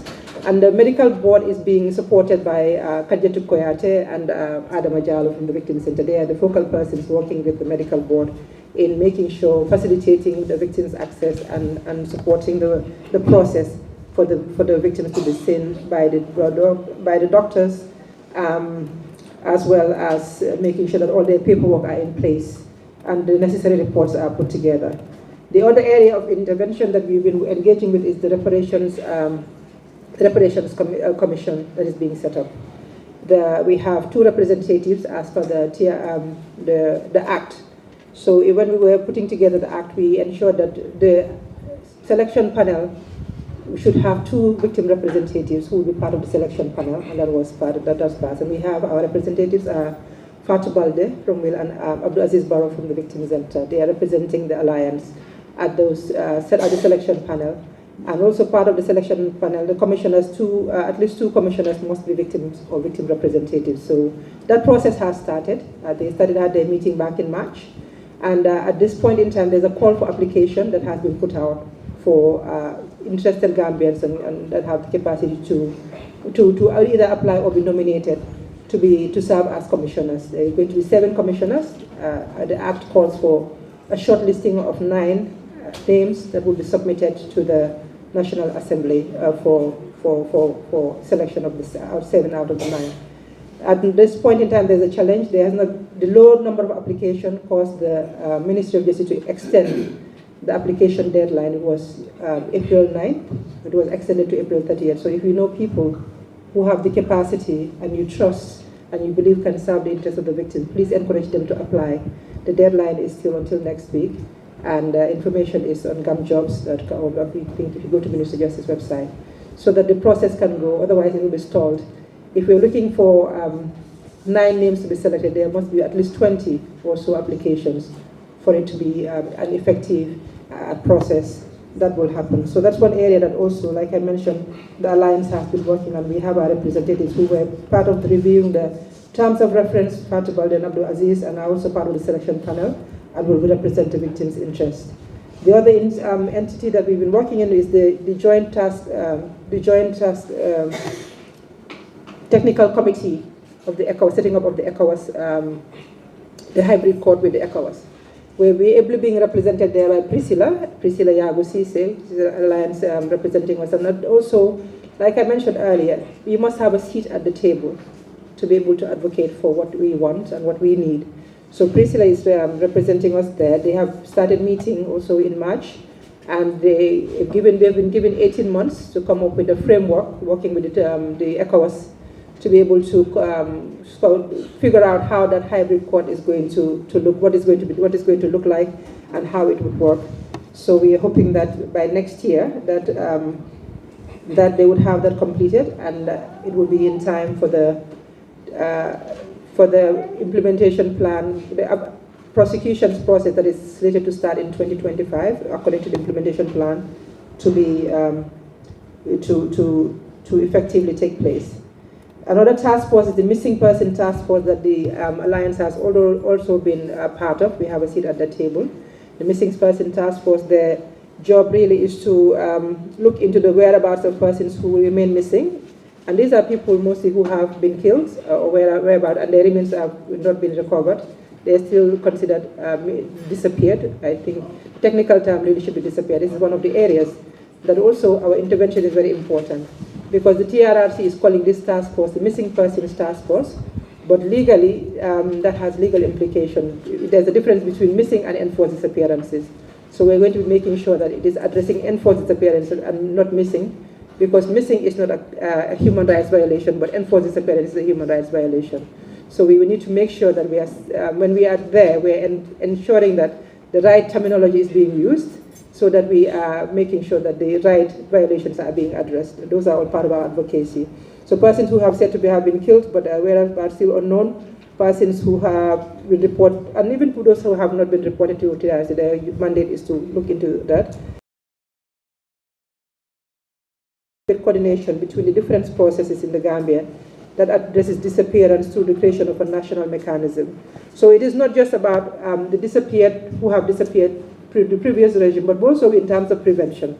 Because at the end of the day, we talk about non-recurrence, very important, never again, that Baba MC mentioned, that never again, and also Seni rightly said never again in this country do we want to go through this pain and suffering as well. And part of that never again mantra is also the archiving task force, which job is to really document all the information and data that was part of the processes, the commissions that have been enacted in the past few years, not just the Truth Commission, but also the Jana Commission and the CRC to develop a comprehensive proposal of archiving and preserving these materials. These programs, when we talk about preservation, we have to really support that, because this is the crux of in preventing what has happened. Not just us, but the next generations need to know what happened, and they need to learn from what happened, and they need to work on preventing what happened. Last but not the least, one of the other engagements that is coming up actually is the Victims Town Hall. This is a platform that has been set up by the Ministry of Justice, working with the Alliance of AVLO and victims. The town hall really is a closed door, will be a closed door gathering of between the ministry and the victims and the victims community as a feedback mechanism where we'll be exchanging, updating each other on what is happening, where we are, what challenges we are facing, and discussing and coming up with ideas. How are we going to address this as a collective working together? The town hall will be officially launched next month, May 7th. There will be an official event, but again, it will be a small event gathering, but meant to be just between us, as they say in Wolof, and generally without the press there, so that we can really hash out all our all the challenges we're facing, and also really support each other without distraction. So those are some of the engagements that we've had in the past year or so when it comes to furthering the interest of victims and also supporting in the implementation of the TRRC process. My colleague Kadiatu is going to share with you some of our plans for 2024 that we have, really based also in the same line of really making sure that we are out there giving all the support that we need to the process to make sure it's timely. Yes, the government is working, but timely is very important. We cannot wait, and as we see, people with health conditions especially, and the needs. Fatou mentioned really very important, Fatou Bali mentioned very important challenges that we are facing as a country, which is all as a result. We don't sometimes tend to connect some of these, but it's a result of the dictatorship. Some of these, the violence that we are seeing in this country, all the other things, the poverty levels, and the challenges they are facing is all an impact. It was not just people who were impacted, but the systems and our cultures and our values who were impacted by this dictatorship, which is all going to be part of the fight. Thank you very much. I will hand over to Pamela to take us on to the next, mindful of the time, of course, I guess. But Khadijatu's presentation is short, right, Khadijatu?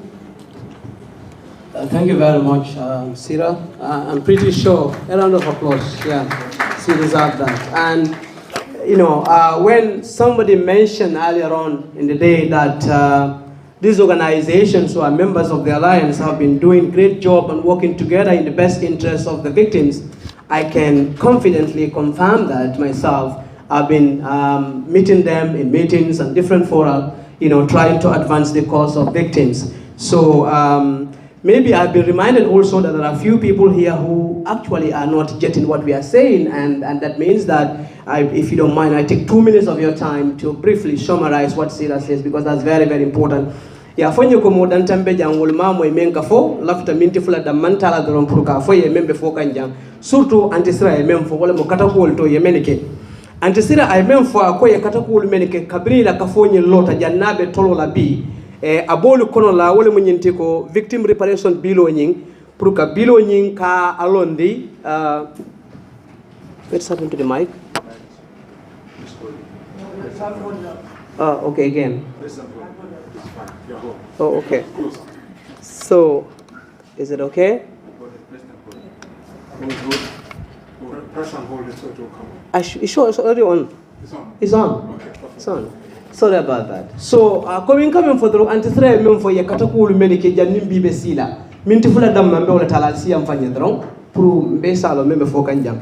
Akoye kataku jama leke wala munyintiko mol meninga lon ko koleali late kan jamela wato konola pour kajube bilo membe tambila pour kaje ko man sakunda be commission bellon la kaje ko kole akul meni late kan mansa nyanta men dilele nyanto menti wodi nyanyin kono la ko e kataku bale ko kono kaje ko kaman sakunda sembentu ya oluwa nyinda da nyabe kala nyamen anim fanan kaje ko nal hakilo baga nyi lokum fan kono la dibiteri ye loi do pass le menga lon ko ka fay ko special accountability mechanism and special prosecutor's office bill wolumu loi le menga lon ko ibe sembo dila Gambia la pour kaje ko mol menga lo wolle mo fal nin tajire ya kul ke nyimbanko ka janko mi jammena nyolu mbe wol kitin la nyaadile o loi nyin kabri ba dala ko la kafo lo nyaa bete bake ko ko le fanan ani reparation commission nyim fanan ya katale pour nyin kamala ko ila kafo mo le tara kono loi nyin dada kono ako fanan ya katale fanan ko medical board menga lon ko kajube meni nga lon ko sa to le mu ko le akul be lari kan pour kajube wol fanan commission board nyimbe do ko commence la nyaadi la ko nyin tembo re ka sile be banjulle ako bari ko laabe jela ko Kadijatu Kuyate anin Adama Diallo wolu be jele pour ka victime wol ma ko be do ko nyin son la nyaadi le akoy be kata ko lu ke kan pour ka je ko nyin tembo la fanan kiti bu mo men nyantalo la fango pour ka je ko ini e ko wasbe do ko men kala man sakunda ka molu kiti ndi ko men afale nyame ako kiti ko tamandi ko to Priscilla Cissé wo be yo konole pour ka je ko ko be sika anyama nyanta kala nyame. So in short, Steve said a lot. Just wanted to briefly summarize. I'm reminded that we're running out of time, but we just want to applaud them for the great work that they've done before this very important launching. Actually, they've been doing a great job, like I said earlier on. If you have the program guide with you, we now have next on the agenda presentation of their plans for the rest of the year and beyond. Kadijatu Kuyate is supposed to do that. Do we have Kadijatu? You're welcome, Kadijatu, please.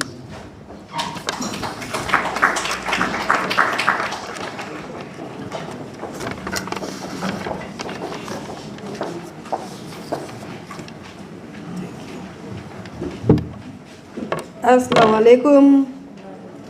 Good afternoon, everyone. Auntie, I'm glad to see you.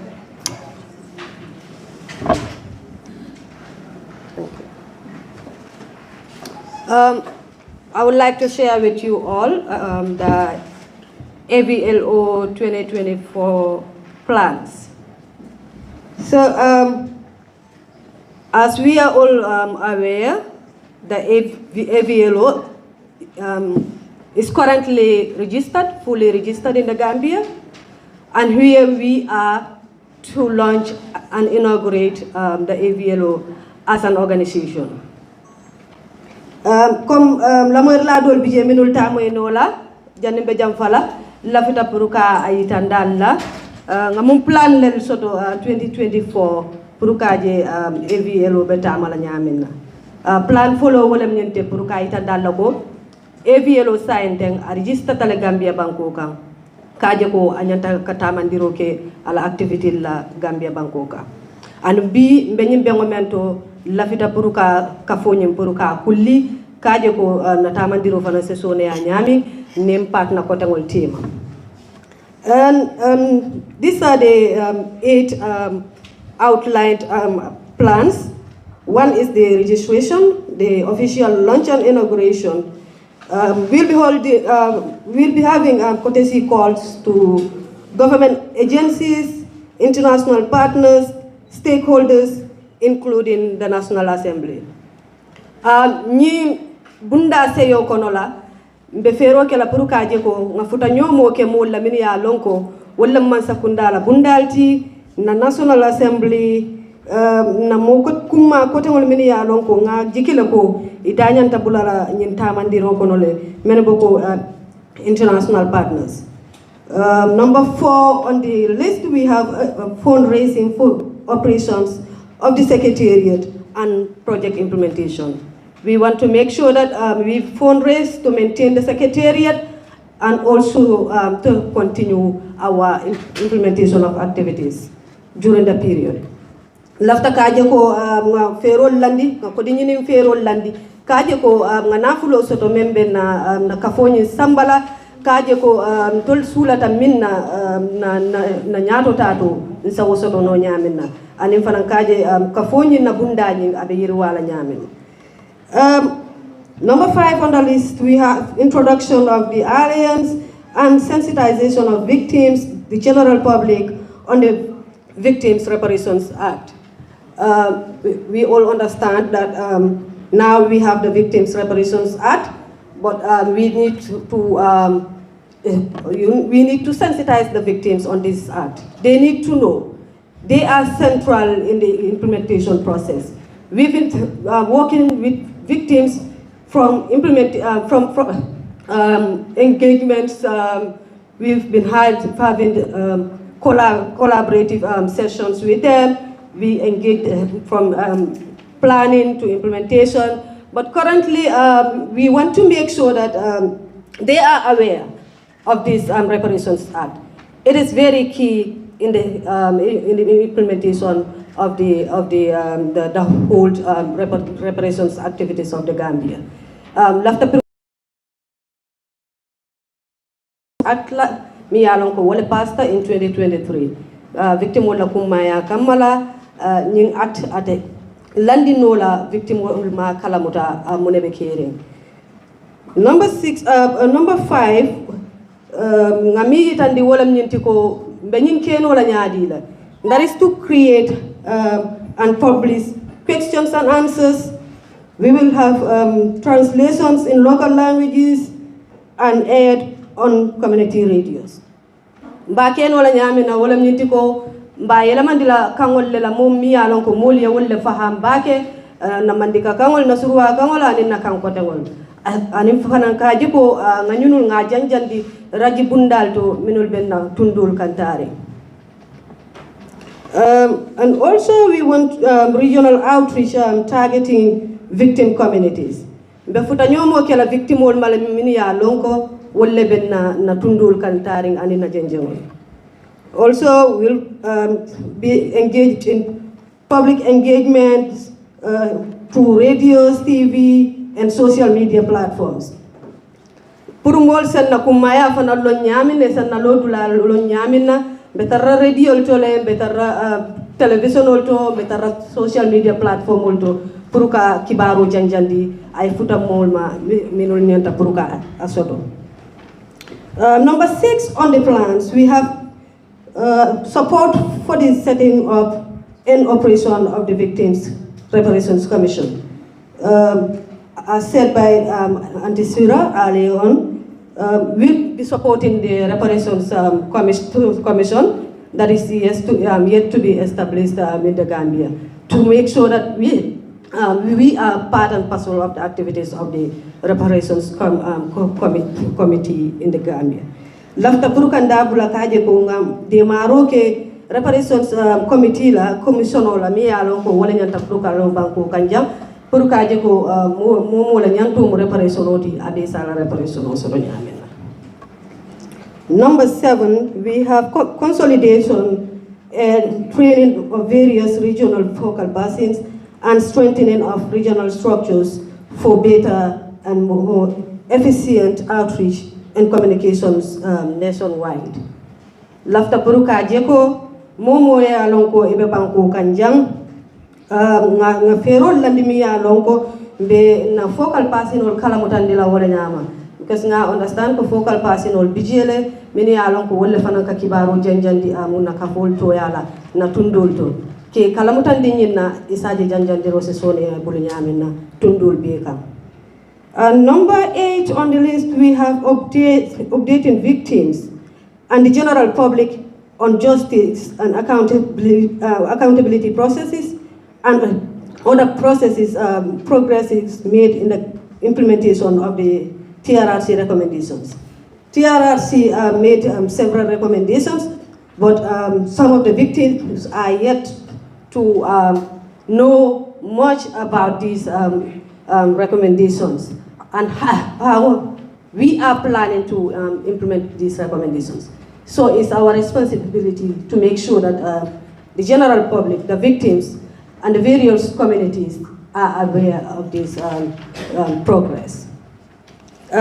Beme mfaka wala mnyentiko nga victim wala kumaya lo nyamina bari fana nyanta la puruka itandila mbe musi mfanya letaka justice la karola ani accountability ani ku kotangol mini yalon ko wala betama kam banko kan saete ñunul la mu ko ultimini yalon ko nga wala soto way bi. I thank you all for your kind attentions.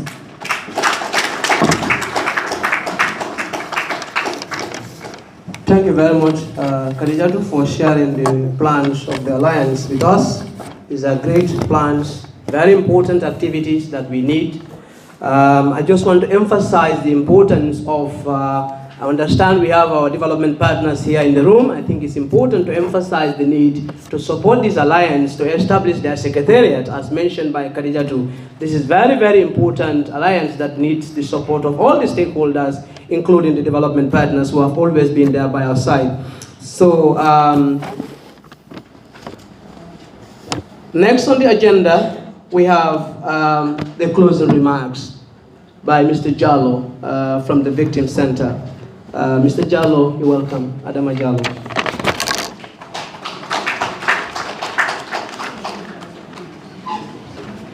Thank you very much, Chair.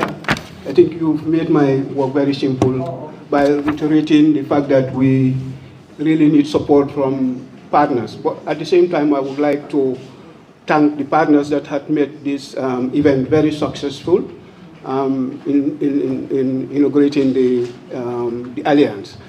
But I also want to say the fact that being the only male in the Alliance group, but at the same time, I would want to say that I'm very proud because these are very strong women who have made history and who have made great strides. So I can assure you that the plight of victims would be heard. Working with these people, I can assure you that because I know the type of women we have. We have endless and series of meetings. Some are online, some are physical, we sit and sit. But at the end of the day, Shira is a very, very dynamic leader, and I would also want to reckon the members of the team very well also. They are very supportive, but I want to assure all of you, especially the victims, be rest assured that the Alliance would do all it takes to ensure that the reparations, the justice, you name them, all those things come to be. Well, I would hasten to say that, and I think Sira has mentioned it, this is not killing the other institutions. The victim center is still the victim center. Will is still will, and they all carry their own individual functions based on the focused areas that they are strength at. So I want to thank each and every one of you here taking the time for coming. I also want to thank the victims for taking the time for coming. And I thank and salute my team, the LOV, for doing a great job for ensuring that this is successful. So thank you very much once again. I thank each and everyone. Thank you very much, Mr. Jallo. And again, I also want to reiterate on behalf of the wider civil society family. I saw earlier on here the executive director of Tango. I think Steve left, but just to assure you, the wider civil society's continued support and collaboration, because we are in this together. Yes. Should they give the t-shirts first? They give them t-shirts right now. And then they can just give their some to those that for transport reform as well. For transport reform? Those who need it. Everybody who's registered will get transport. Okay. So they should see where is Ansumana?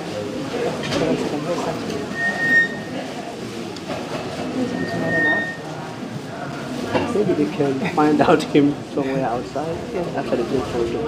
But he's the one handling it. So Ansumana and Kadjatu. Okay. So the victims and focal persons, let them see Ansumana Cham from ICTJ and Kadjatu. The partners, the stakeholders and partners, let them see Kadjatu Kuyate. Oh, but this one is Kadjatu? Which Kadjatu is that? Kadjatu Kuyate. Okay, Kuyate. Yes, that's the one that just spoke. Okay. Thank you. The end of this very important event, and the next item on the agenda is the group photo and networking. But also I've been reminded that that the victims can see Ansumana and Khadijatu for their transport reform from ICTJ, but also the partners and other stakeholders can also see, of course including the media, can also see Khadijatu Kuyate for the transport reform. The media should also go to ICTJ as well for their transport reform. And we thank each and every one of you for the time that you spent with us today to launch this very important alliance. Let's continue the spirit of partnership and collaboration and ensure that the aspirations of the founders of this very important alliance are realized. On that note, we thank you for your kind attention and wish you all a safe return to your destinations. Allah Barakah.